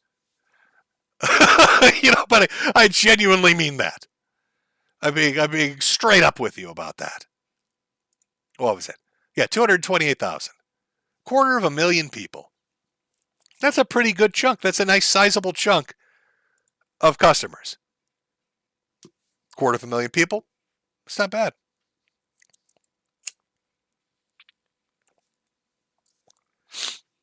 Trying to get the guy's fucking Steam account banned. What the fuck? I believe also, I think, if I remember this correctly, and I could be wrong, that the person that wrote the Kotaku article, it was the Kotaku one or one of the other ones, they were sharing it at the very least. Talking about Sweet Baby Inc. and somebody said, oh, well, this DEI stuff is racist towards white people. And their response was, you can't be racist towards white people, that's impossible. And that really started the next level of shitstorm. I love how they say we're not woke and we're not forcing ourselves. But then they go around saying shit like that, or they've got this other woman who's on camera talking about scaring people into doing what they want. It's just remarkable. And I understand, too, that the company, Sweet Baby Inc., one of the founders would happen to be like one of Zoe Quinn's 5 guys. Am I understanding that right? So there's like layer on layer, responsible for, or one of the people was like fucking with, I think it was the Fine Young Capitalists was the group of game developers that got fucked with for not towing the line back in the day. But this person fucked with them and now they're associated with this company. I bet you they make a lot of money. There's a lot of money to be made in this sort of shit. There's a lot of money to be made in this consultancy stuff. You give that rubber stamp that a company needs so it can just, tick off a box, they love it. Now, a corporation's a soulless monster. That's how they should be, to be honest. But they don't care about anything. They care about making money. So for some reason, right now as it exists, most corporations really believe that if they put up this facade of, this kind of wokeism, or, this SJW stuff, or, this very hyper-liberal mentality, that's going to generate more revenue. That's why they always have the little flags up. That's why they always celebrate all these holidays. That's why they're obnoxious on Twitter and other social media platforms. But I'd like you to ask yourself how genuine that is. Why don't you go ask a company like Sony or Microsoft, why is it that they'll have gay pride parades and they'll show that in America and Europe, but when they go to the Middle East, those disappear?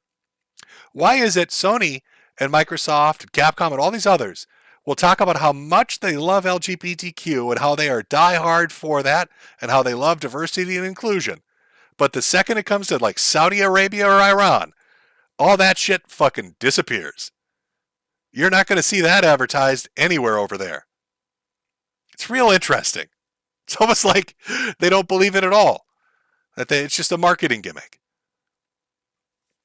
So to have a fucking company, again, going back to this, that gives you that rubber stamp, and just basically you can say, oh yeah, no, I love gay people. See, I worked with Sweet Baby, whatever the fuck. That to them right now in their mindset, that's valuable. That's capital when it comes to swaying consumers.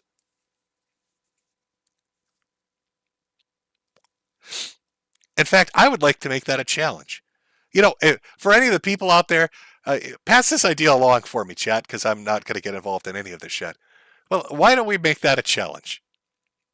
If they really believe this, if all these journalists and game developers and consultancy companies really believe in the diversity and equity and inclusion, I want to see them make their main marketing thrust in the heart of Saudi Arabia.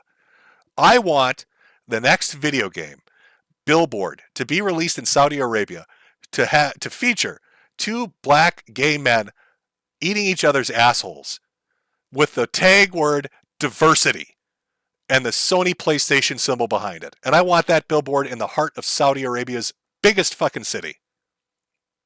You need to fight for equality. And we need to fight where it matters. No more hiding from it. It's time to go to Saudi Arabia and spread the gospel of the new word of wokeism.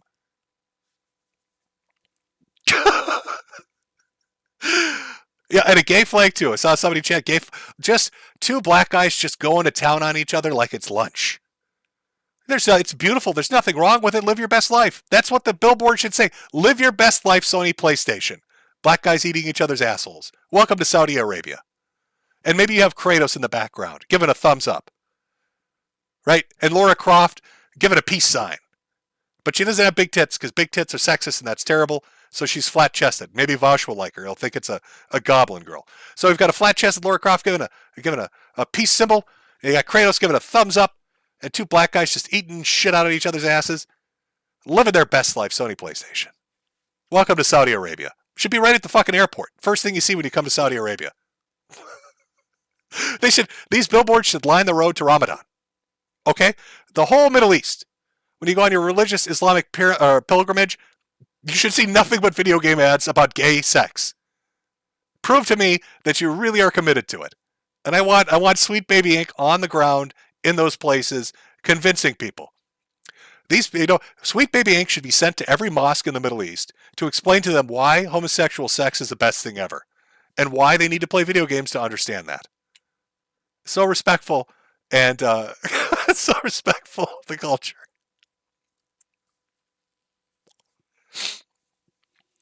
But no, ask yourself that. Serious question, though. Why is it these companies, when it comes to anywhere that's like America or South America or Europe, will do this, but when it comes to the Middle East and some regions of Asia, they fucking refuse to do it? I don't think they're committed. I think they might be making things up, chat. I don't know. But I'm an old sick man. I can't fight this fight. I'll have to leave it up to you young kids to save video games. You need to save video games, folks. Otherwise, where is it? There we go. Otherwise, we're all going to just end up crazy having cat lady weddings to ourselves. That's what happens. You don't save video games this time. It's not the end of journalism. We're all going to be posting about our imaginary weddings because we're all just eggless. We're dead eggers. Dead egger cat ladies drinking wine out of boxes, crying to ourselves. That's the fucking future. Poor Anita. Jesus Christ. I feel so bad for her. Oh, God. This is fake, right? Please? Somebody please tell me this is fake. I really actually feel terrible for her. It's so bad. Woo! Oh my God.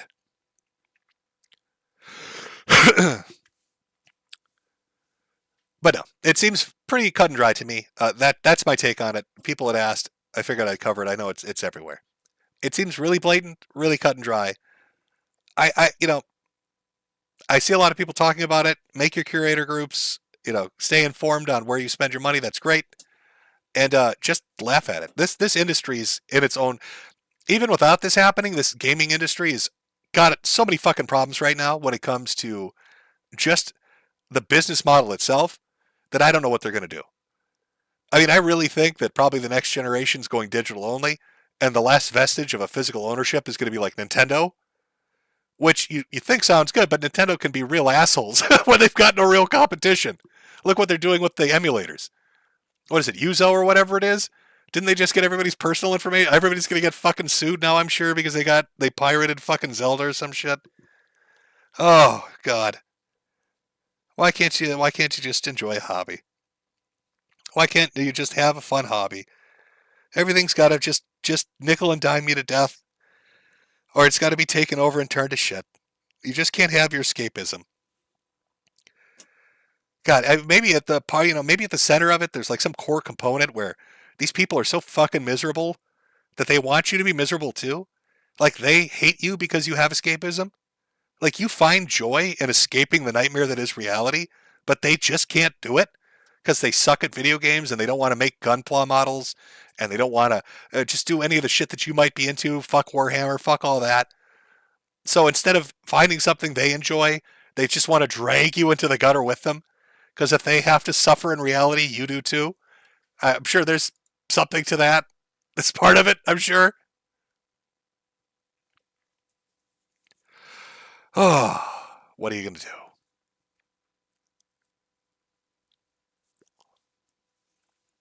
I'm sorry, Chad. You're scrolling by awfully fast. Let me see here. Let me see. What am I being told? Go check something. So let me go check something. Oh my god, but everything's slow as shit. So nothing's loading up, of course.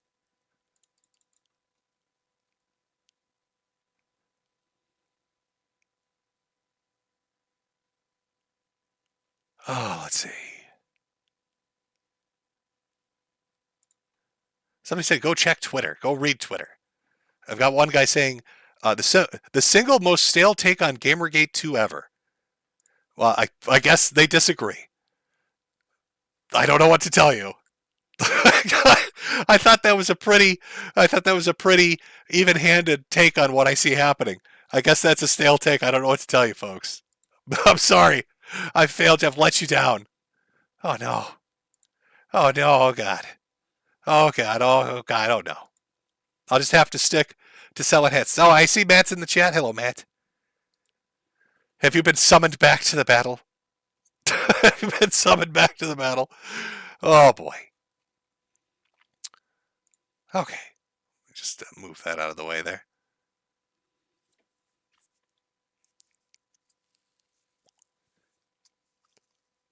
Sorry, I'm just cleaning up my little area, making sure I didn't miss any articles. I cover the PC article, or PC Gamer article, and then Kotaku. Anyway, there's my take. You got my take. See, it's not all doom and gloom. It's not all piss and vinegar either. It's just what I saw happen, what I suspect will continue to happen. I just find it really fucking amusing that they're trying to present this as they're not forcing anybody, and then you literally have video of them forcing people to do shit. Maybe huddle up and try better. Try a little better next time. I don't know what to tell you. It's pretty terrible.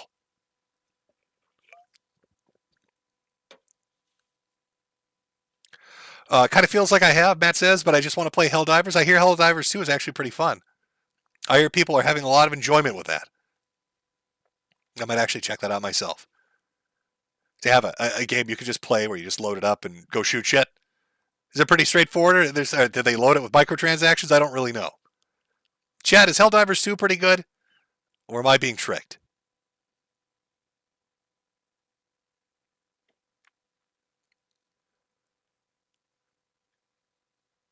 Helldivers is fun, somebody said. It is now. A good game. For Super Earth, I like that cheesy sort of sci-fi shit. I really like Earth Defense Force. So if it's got that kind of vibe, I know it's not the same gameplay, but if it has that vibe to it, where it's very tongue-in-cheek kind of shit, I enjoy that. Oh, wow, you all seem to really fucking enjoy it. Oh, let's go see how many people are playing it on Steam. Is it pretty popular? Let me go take a look. Let's look under... Well, it's number 1 on top sellers. That's a good start. Let's take a look here. Where are we going? Community Hub. Wow, 500,000 basically in play right now. That is a lot of people. Seems to be doing well. Very high reviews. I love it when somebody's got a ridiculous amount of hours on there and they're like, yeah, it's pretty good. I put in 4,000 hours. It's okay. Yeah, it's a little bit. It's good. It's all right. Oh, yeah, it's right at the top there, isn't it? Very positive with 202,000 reviews. So there you go. Yeah, maybe I'll check that out then. Jim loves women, gay. Listen to this gay guy. He's liking women over here. What the fuck? All right, Chad. I think we've had our fun this evening. Really, the initial point of the stream was just to have a bit of a laugh at H-Bomber. Finding himself in a suicide controversy somehow. I don't know what's happened to Mr. Summerson. If he's out there somewhere, if he's a dead boy. I guess we'll have to wait to find out. But we all know that Harry just lusts for blood. Just remember that. He's just insatiable. Oh, run and hide your kids. H-Bomber guy's on his way. He's got a new soul to claim. Talked a little bit about Gigi. A little bit about Akira and our boy Chibi. A little bit about CRP, shit. Even though he's gone but not forgotten. I will read over the Ko-Fis and the, what are they called? Cash App Super Chats. And then we'll close up. Everybody, thanks for coming out. I hope you had a good time on this Friday. Hope you have a good weekend. Enjoy yourselves. I guess check out Helldivers. I asked chat. Chat seems to love the fucking shit out of it. Looked at Steam. Everybody seems to love it. How much is it? $40? That's pretty fucking good. What the fuck? How the fuck does Helldivers 2 come out for $40 and everybody loves it? It's got all these fucking great reviews. Everybody's gushing over it. It's $40. And then some shit like Redfall comes out. And wasn't that $70 at launch? All this other stuff, it's all $70 at launch. They want $70 for the shit fucking broken games. And you got Helldivers come out. It's half the price and everybody loves it. The whole fucking industry's out of its mind. They're all just crazy. I don't know what these fucking people are doing anymore. I couldn't tell you. Okay. So we'll cut the stream here as far as topics and coverage. I'll go into the super chats after this. I'm going to grab one more drink. We'll take another last small break and get into super chats. Do this. Put that up there. While I'm gone, I'm going to play, because I love the H-Bomb song. I love this stupid song so much. It's so dumb. It's so fucking dumb, and I love it. I love how stupid it is. Artificial intelligence. I love it. Actually, let me say this before we go, because you never know. You never know what's going to happen. So let me get this one out. I think what's going to be the saving grace for a lot of things when it comes to entertainment, especially when it's enjoyable and when it's related to cost, is going to be user created. Here's my weird take on this, because I know AI's been in the news a little bit lately, and then I heard something astounding about people that have 3D printers at home in regards to sales figures. And it made me realize something. When they talked about, if you almost look at the internet and consumerism, and you had Web 1.0, which is basically everything's being fed to you and you had no interaction with it. So companies existed, you existed, they fed shit to you, and that was the relationship. Then you had Web 2.0, right? And that was this weird kind of mishmash where you interacted with companies, and at the same time, you became somebody that created goods and services yourself and interacted with other people. And now they're talking about what is Web 3.0 going to be? Is it going to be AR and VR? Is it going to be this meta thing? I think what we're going to see happen, especially with the deployment of AI like we've seen, is it's going to get more and more advanced until the point where somebody who's smart enough will create an application of AI that they sell to you that sits on your desktop, and you feed it parameters, and it generates everything for you. So you tell it, I want to watch a season's worth of a show. Here's the basic premise. Here are the basic characters, and it makes it visually, not just audio, but visually, because it's going to reach the point where it can do that. It's like a desktop application where you make your own television and your own movies. There's no risk of copyright. You're not sharing it or selling it with anybody. It's for your own personal use. And they'll probably have that applied not just to movies and shows, but to games as well. Maybe that's 10 years out, but that'll put these fuckers out of business. The other part of that comes with models and Gunpla and Warhammer. I heard somebody talking about the sales figures for 3D printers in 2020 was 21 million in the US alone. And 2021 was even more. And they were talking about how 3D printing, is 1/3 of the cost of buying Warhammer figures directly from the company, right? So I don't know. I get this feeling almost like you're going to see entertainment, whether it be a collectible or figurine or digital in the form of a movie or a TV show or a video game. I think the onus is going to be put on you. You're going to buy a pretty affordable product and either directly make it yourself or AI will guide it and make it. Maybe that's the solution. Maybe there won't be any more Sonys or Microsofts when I can click on a little application, a little icon on my desktop and have that fucker make it. Who knows? Who knows? Anyway, let's do a small break. And then, like I said, I'll be right back. We'll go over the Super Chats. Everybody else that came out, like I said, have a good weekend. Anybody wants to stick around for the Super Chat stuff, feel free to. Let's have this banger of a song go one more time with H-Bomb, because why not?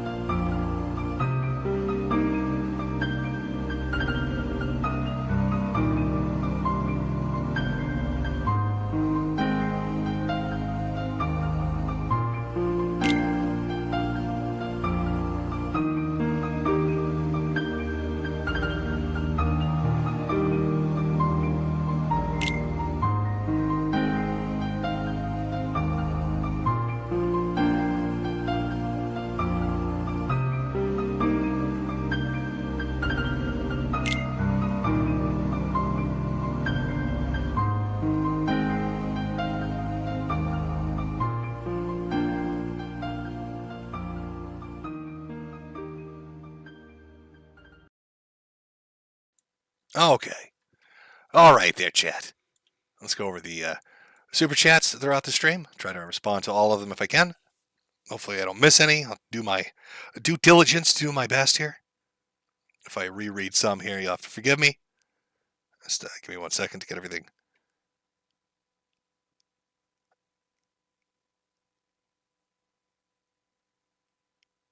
Okay, let's see here. These names are fantastic, by the way, chat. Damn that pussy nice. Have you heard of Bossman Jack? Yes, I have. Yes, I have heard of Bossman Jack.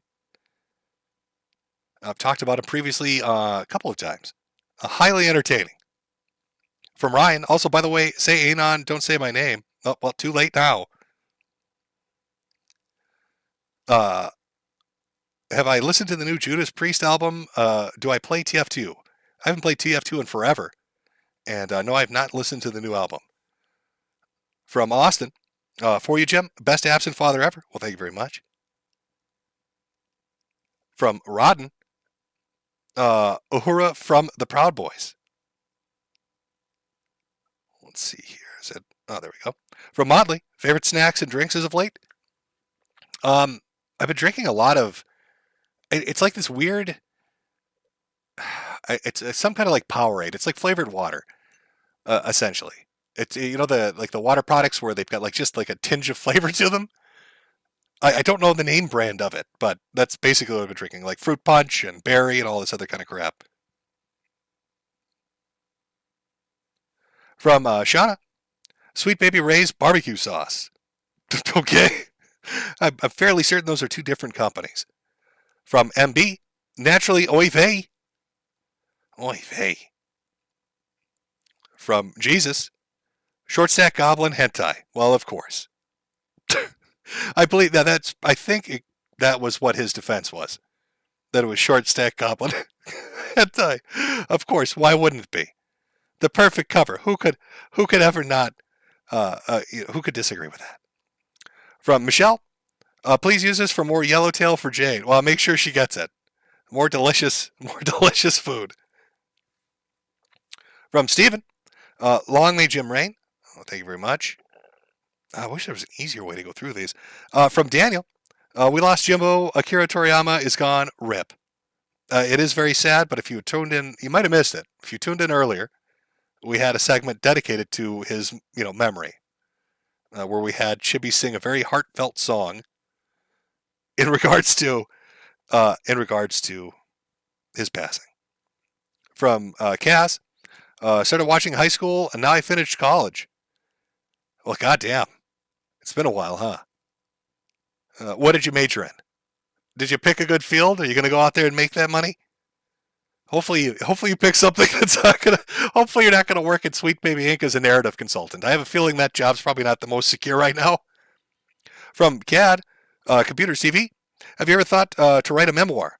I highly doubt anybody would want to read a memoir of a person that makes fun of people that put bike pumps up their ass. What would you even call that? From Michaela, bought the Time to Eat shirt. Here's a tip. Thank you very much. What would I name a memoir? I don't even know. From Reed, Jim, do you want to come over to my house and play? I don't know. I'd have to pack up all my Gundams. Bring them over. From Adan, what's the minimum, Jim? First time donating. Anything's appreciated. Thank you very much. Beggars can't be choosers. From Max, here's another $1. Do the X-Files voice, Piggy. I don't even think there wasn't an X-Files. Oh, you're talking about the one with the succubus one? That's more of a happenstance of a mic and me doing a shitty voice. I can't recreate that on this. From Shiana, do you follow any YouTubers? Are you asking me what I watch? Sure, I can tell you some of the names of the people that I watch. Let me tell you the channels that I watch. Okay, I'm going to pull up like a random selection. So I like reading. I like listening to a lot of audiobooks and creepypasta shit and analog horror, just like longer form stuff. There's actually a channel called Anomaly that I just subscribed to recently. It's like 4.anomaly_. that has a ton of these on there. Some of like, really short, 5 minutes. Some are like an hour or so long. Really good shit. Really enjoyed that. Let's see what else. What else have I been listening to? It's like true crime shit. I'll listen to a lot of that. I'm trying to like give you good examples. So like true crime stuff would be Explore with Us. Let's see what else. Dreading. Documenting Evil. I also like watching like a lot of the cop shit. Texas Law Encounter. What is his name? Donut Operator, I think is the name of the channel. Stuff like Lighthouse Horror. Dr. Creepins. Just anything that's like long form or has crazy shit in it or is an audiobook, that kind of stuff. That's usually what I watch. I don't know if you mean like, do I follow them personally? No, I watch their stuff though. I'm subscribed to their channels. If you're looking for like more specific than that, I wouldn't know. I'm subscribed to like 200 different things, and they're all in the vein of that. If you have a good recommendation, I'll listen. I'll listen if you got a good recommendation. I like to be able to put something on and just listen to it for hours. So that's personally why I like audiobooks. But I found that a lot of audiobooks that get put up get copyright struck right away, which kind of sucks because I would go out and buy them to listen to them. But the problem usually ends up being that they don't put the real name in the description. So you get invested. You're listening for like an hour or two. It gets pulled down. You're like, well, fuck, I'll go buy it. But then you can't find it. I've had that happen like 2 or 3 times. It drives me crazy. From Kanani, I'm probably saying it wrong. Plans for next stream or just as the health allows? Just as the health allows. I've moved my way through the medical system to the point now where I am, what the fuck is it even called? I'm out. Essentially, research medicine has been where I've been directed. But that takes me filling out forms and having doctors write notes because it's this long fucking thing to do. But there's one place that works with Mayo. There's another place in Cleveland and one in Massachusetts. But I've got to fill out all the shit to go to them.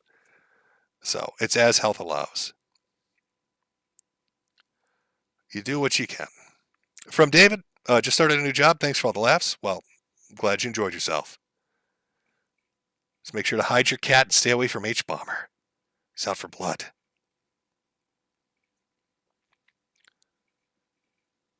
Oops. This is actually very difficult to go through. You'd think they would have made this a little better. Okay, that was the X-File voice one. Is there a better way to sort this? Probably not. Okay, Epstein flight logs. I think I've actually read through all of these. All right, I'm on the Cash App one trying to read through these. Forgive me, chat. It's an old man with technology. He doesn't understand how it works. Okay, yeah, back to the beginning. I did read these earlier along with Batman. God Save the Dancing Puddings from Eric. All right, let me jump over to Ko-Fi here. These are a little better organized and easier to read.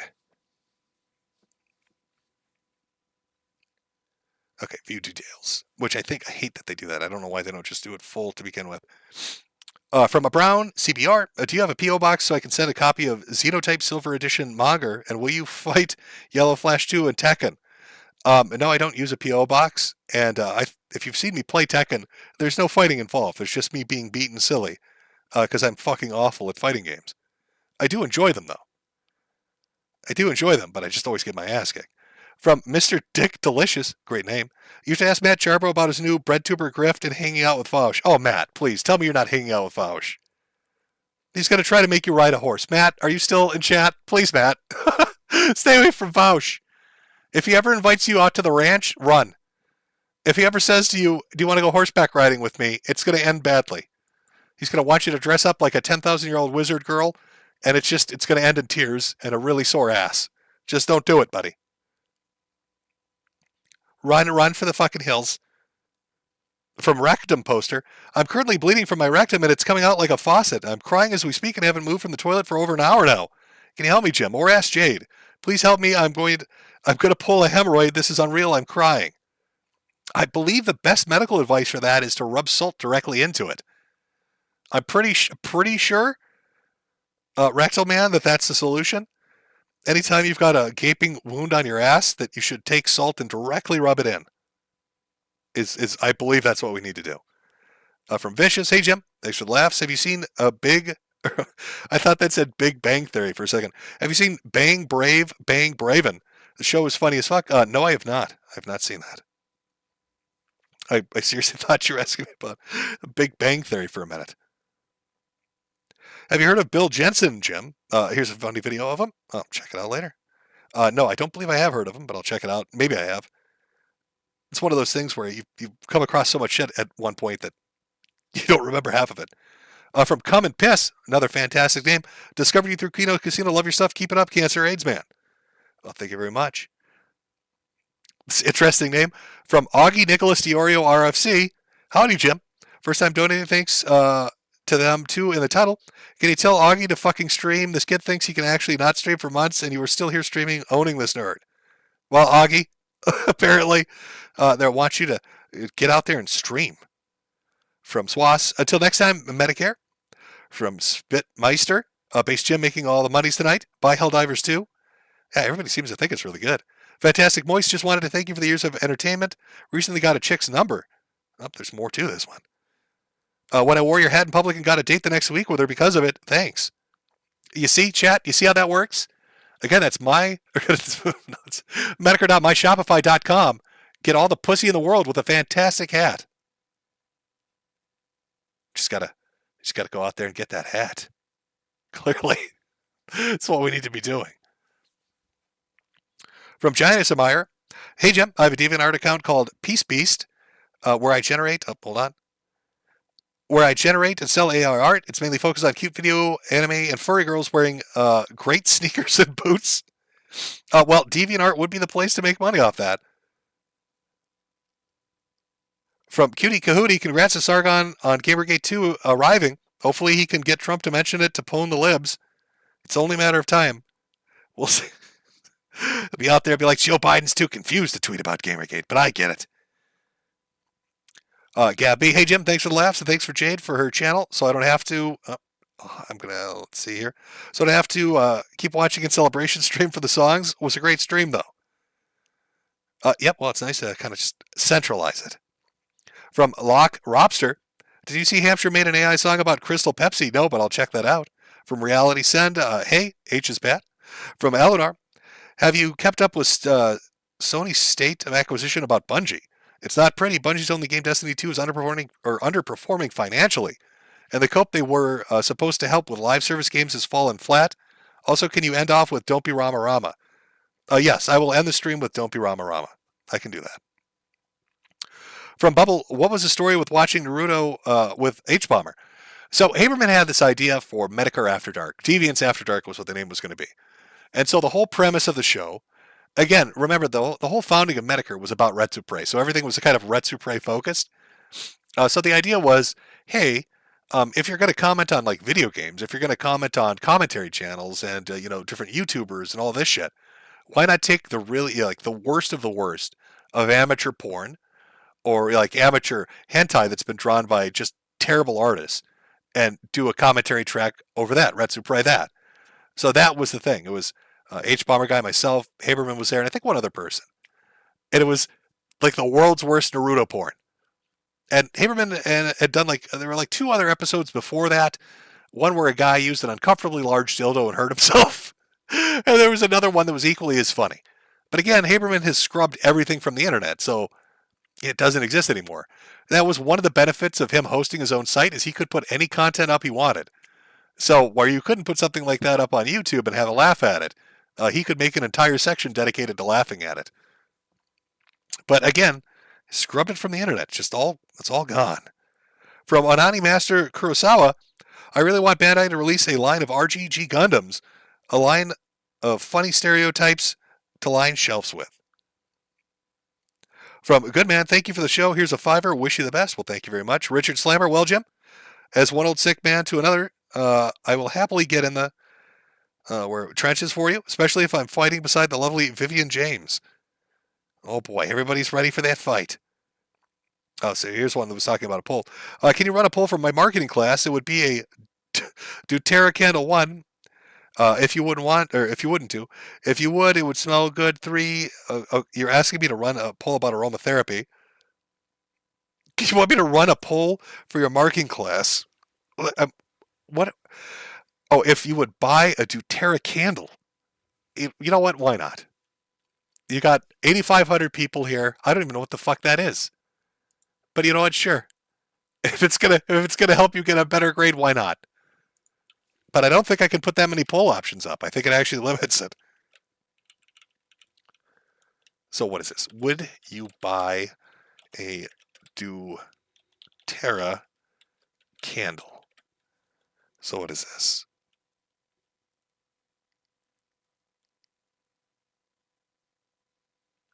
So no, I won't. Yes, I would. Let's see what other options we have here.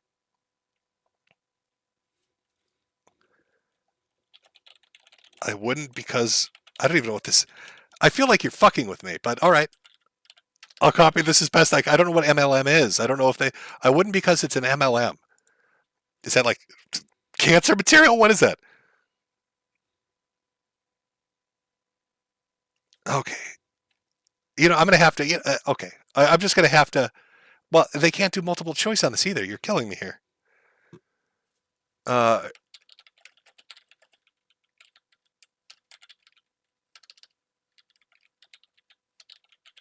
Okay, there you go. That's the best I could do. No, I wouldn't. Yes, I would. I wouldn't because it's MLM. Yes, I would because it's aromatherapy. So there you go. I don't think I don't know if Chad even knows what the fuck it is. I don't know what this is. But there you go. There's your marketing. There you go, Belladonna 13. I'll leave it up there. doTERRA. I don't know. Let me Google this. What the fuck is it even?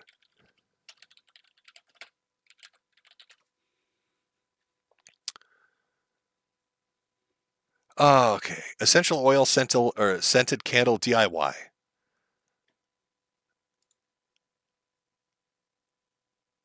Oh, so is that what it is? It's essential oil put into a candle?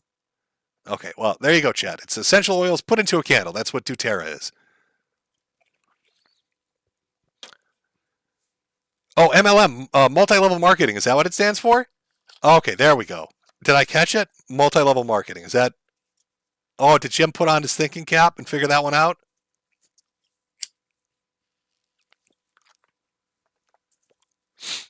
So what are you hitting right? You've got 15% that said yes, they would, out of roughly, let's say, 1,000 votes. So 150 people out of 1,000, let's just say, would. You know, it's not great numbers, but there you are. I don't know if that's going to help. You're missing like 8 of the options you wanted on it, but I'll let it run for a minute while I read through some other things. I've never heard of doTERRA before. From Mr. TND, the leftists and feminists are doing all this trash and gaming because a fundamental tenet of Marxism is that they destroy everything. Somehow this utopia will just happen, will just work. That would explain the entirety of leftist politics. From fake F4K3, congratulations, Miss Sarkeesian. The manager reserved the least sticky table for I do apologize. The 2 for 20 doesn't apply to your party of 20 cats. That's just sad.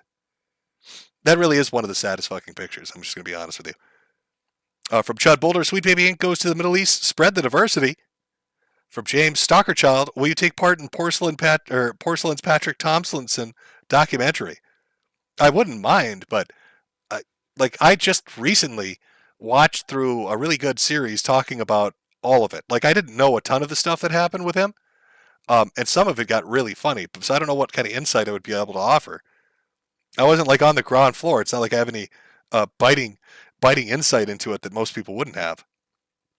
From Gold 818, it's already bad enough with the Chinese propaganda and Tencent and the Russian propaganda with Gaijin. Now our own country's video games with Sweet Baby Inc. Can we just have video games without propaganda? No. You're gonna use it and like it and enjoy it.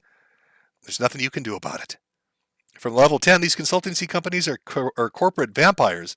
They feed on ESG and DEI fear. I'll go buy a hat now. Yep. Well, I figure that's the gimmick. Is they ride in and then they say it's almost kind of like a little mafioso, right? You know, like, oh, hey, you know, you want our protection. Be a real shame if something bad happened. From Libby, Helldivers 2 scares the shit out of people because it needed because it's straightforward and has no LGBTQ shit in it. It's just killing bugs and cyborgs and spreading freedom and democracy across the galaxy. It beat Cock of Ball Torture 3 Modern Gay Fuck stupid on Steam with max players. Yeah, it seems to be doing really well, to be honest with you. Let's see here. Icewallow. Someone on 4chan claimed he was a defense contractor and claimed that AAA developers were employing defense contractors to make their games to demoralize players in an attempt to pacify them to suppress stochastic terrorism. I don't know if making people even more miserable and unhappy is going to suppress anything. How do we make sure these people don't lash out at us violently? I know. Let's fuck with everything they love until they hate us even more. From E is for elbow smash. If this keeps up, you're going to outlive Kotaku along with the other turds that crashed and burned since 2014. We're rooting for you, Jim. Well, thank you very much. From Ari Goldblatt, this is your Mossad handler. Call me ASAP. I will get on the phone. I'm so sorry. From Red Car number 8, I'm watching you right now. From Eric Scott, I rep for the hat from the humble hat merchant, but everyone thinks it's from Grand Theft Auto. Well, fantastic. Then you don't have to explain it's from some weird YouTuber. Be like, yeah, no, I love Grand Theft Auto. I'm totally normal. That's a great thing. It's just stars. From Ted Cruz. Oh, hello. Oh, Mr. Cruz. Jade, you slipped up with the chat GPT voice and typed died past tense. We all know you're just skinwalking Jim. Uh-oh. Uh-oh. From Jay, Lola's pregnant with our 6th child, 1488. Please, can you let her know that her pregnancy milkers are legit? Well, Lola, Jay appreciates your pregnancy milkers and finds them to be totally legit. From Dude Man, here's a link to Reddit post about Harry's health. Oh, is that the one where they're like, oh, we feel so bad for him. Harry might get upset. From Spissmaster, keep Chippy away from bathtubs. Also, will put myself into debt to get a hat. Oh, well, everybody loves a good fucking hat. From a brown CPO. Oh, no, I already read that one. Okay, I think I'm caught up on this. Again, you'll have to forgive me. It's just nightmarish. I got to find a way to do this a little better. Turkey Tom, thanks a lot for over the years. From R61425. Also, when are you doing your deviance on your own fetish like you promised? Oh, well, I did promise that. I guess I'm a filthy liar. From Terminal Coomer, do you have any thoughts on Tokal, edgy game that got Twitter angry? I've not actually heard of it, to be honest with you.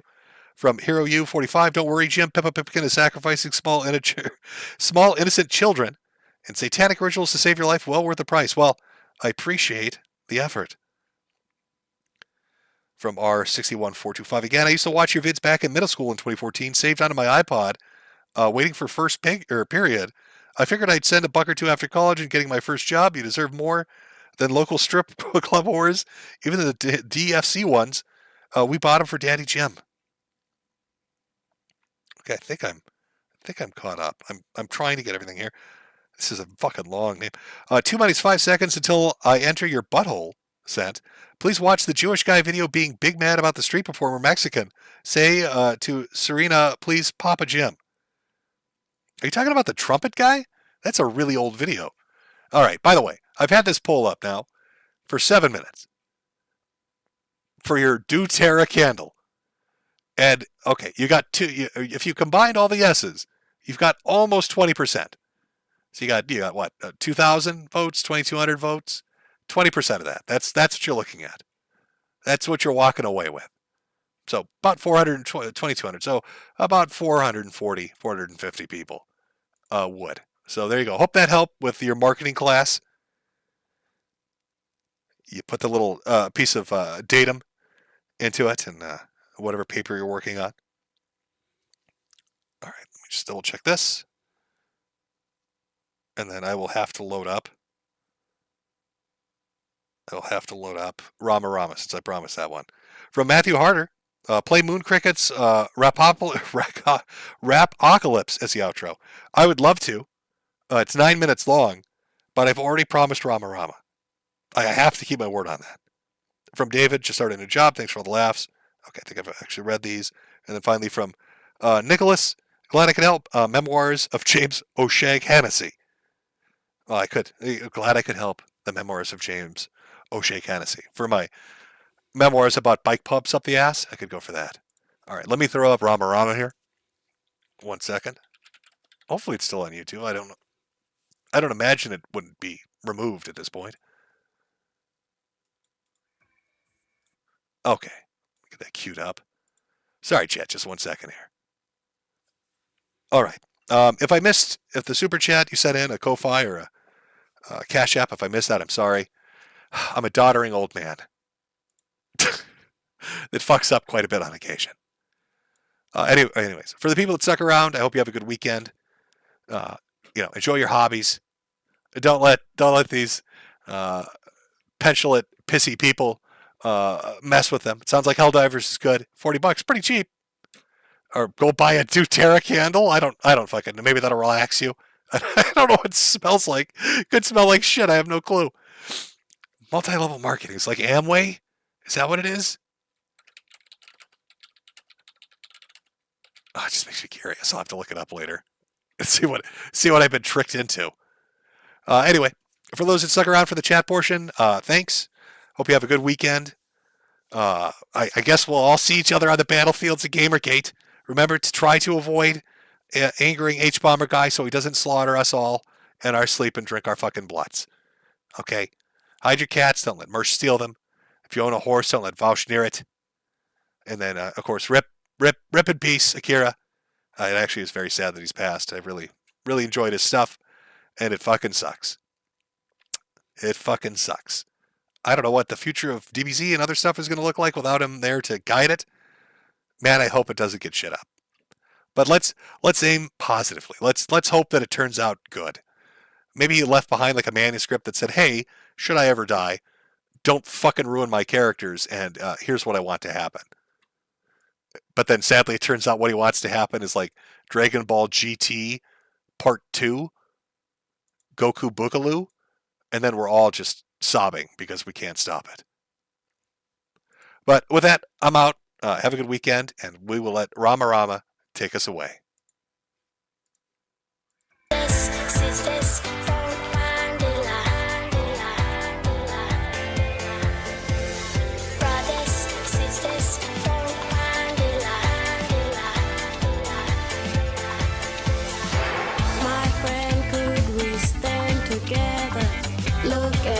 We can stay forever. Show me sister, show me brother, and we stay strong for one another. Come on, come on, come on, come on, yeah!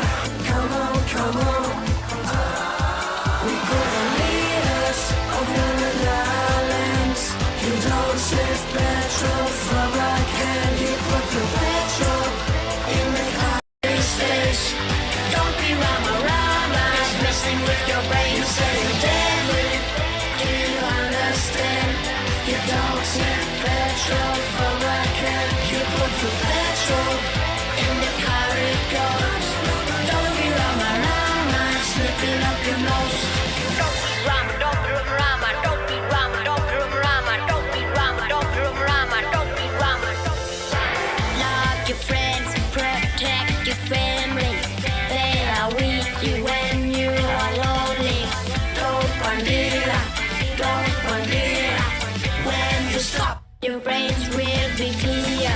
Come on, come on, come on, come on, yeah! Come on, come on. We could be leaders of the islands. You don't save petrol from a can. You put the petrol in the car station. Don't be Rama, it's messing with your brain. You say you're deadly. Do you understand? You don't need petrol from a can. You put the petrol in the car it goes. Don't be Rama, sniffing up your nose.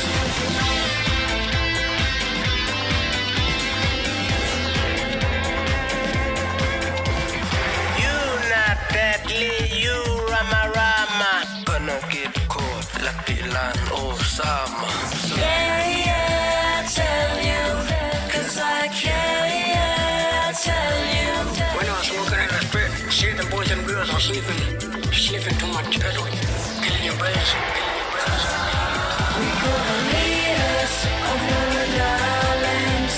You don't sniff petrol from a can. You put the petrol in the car stays.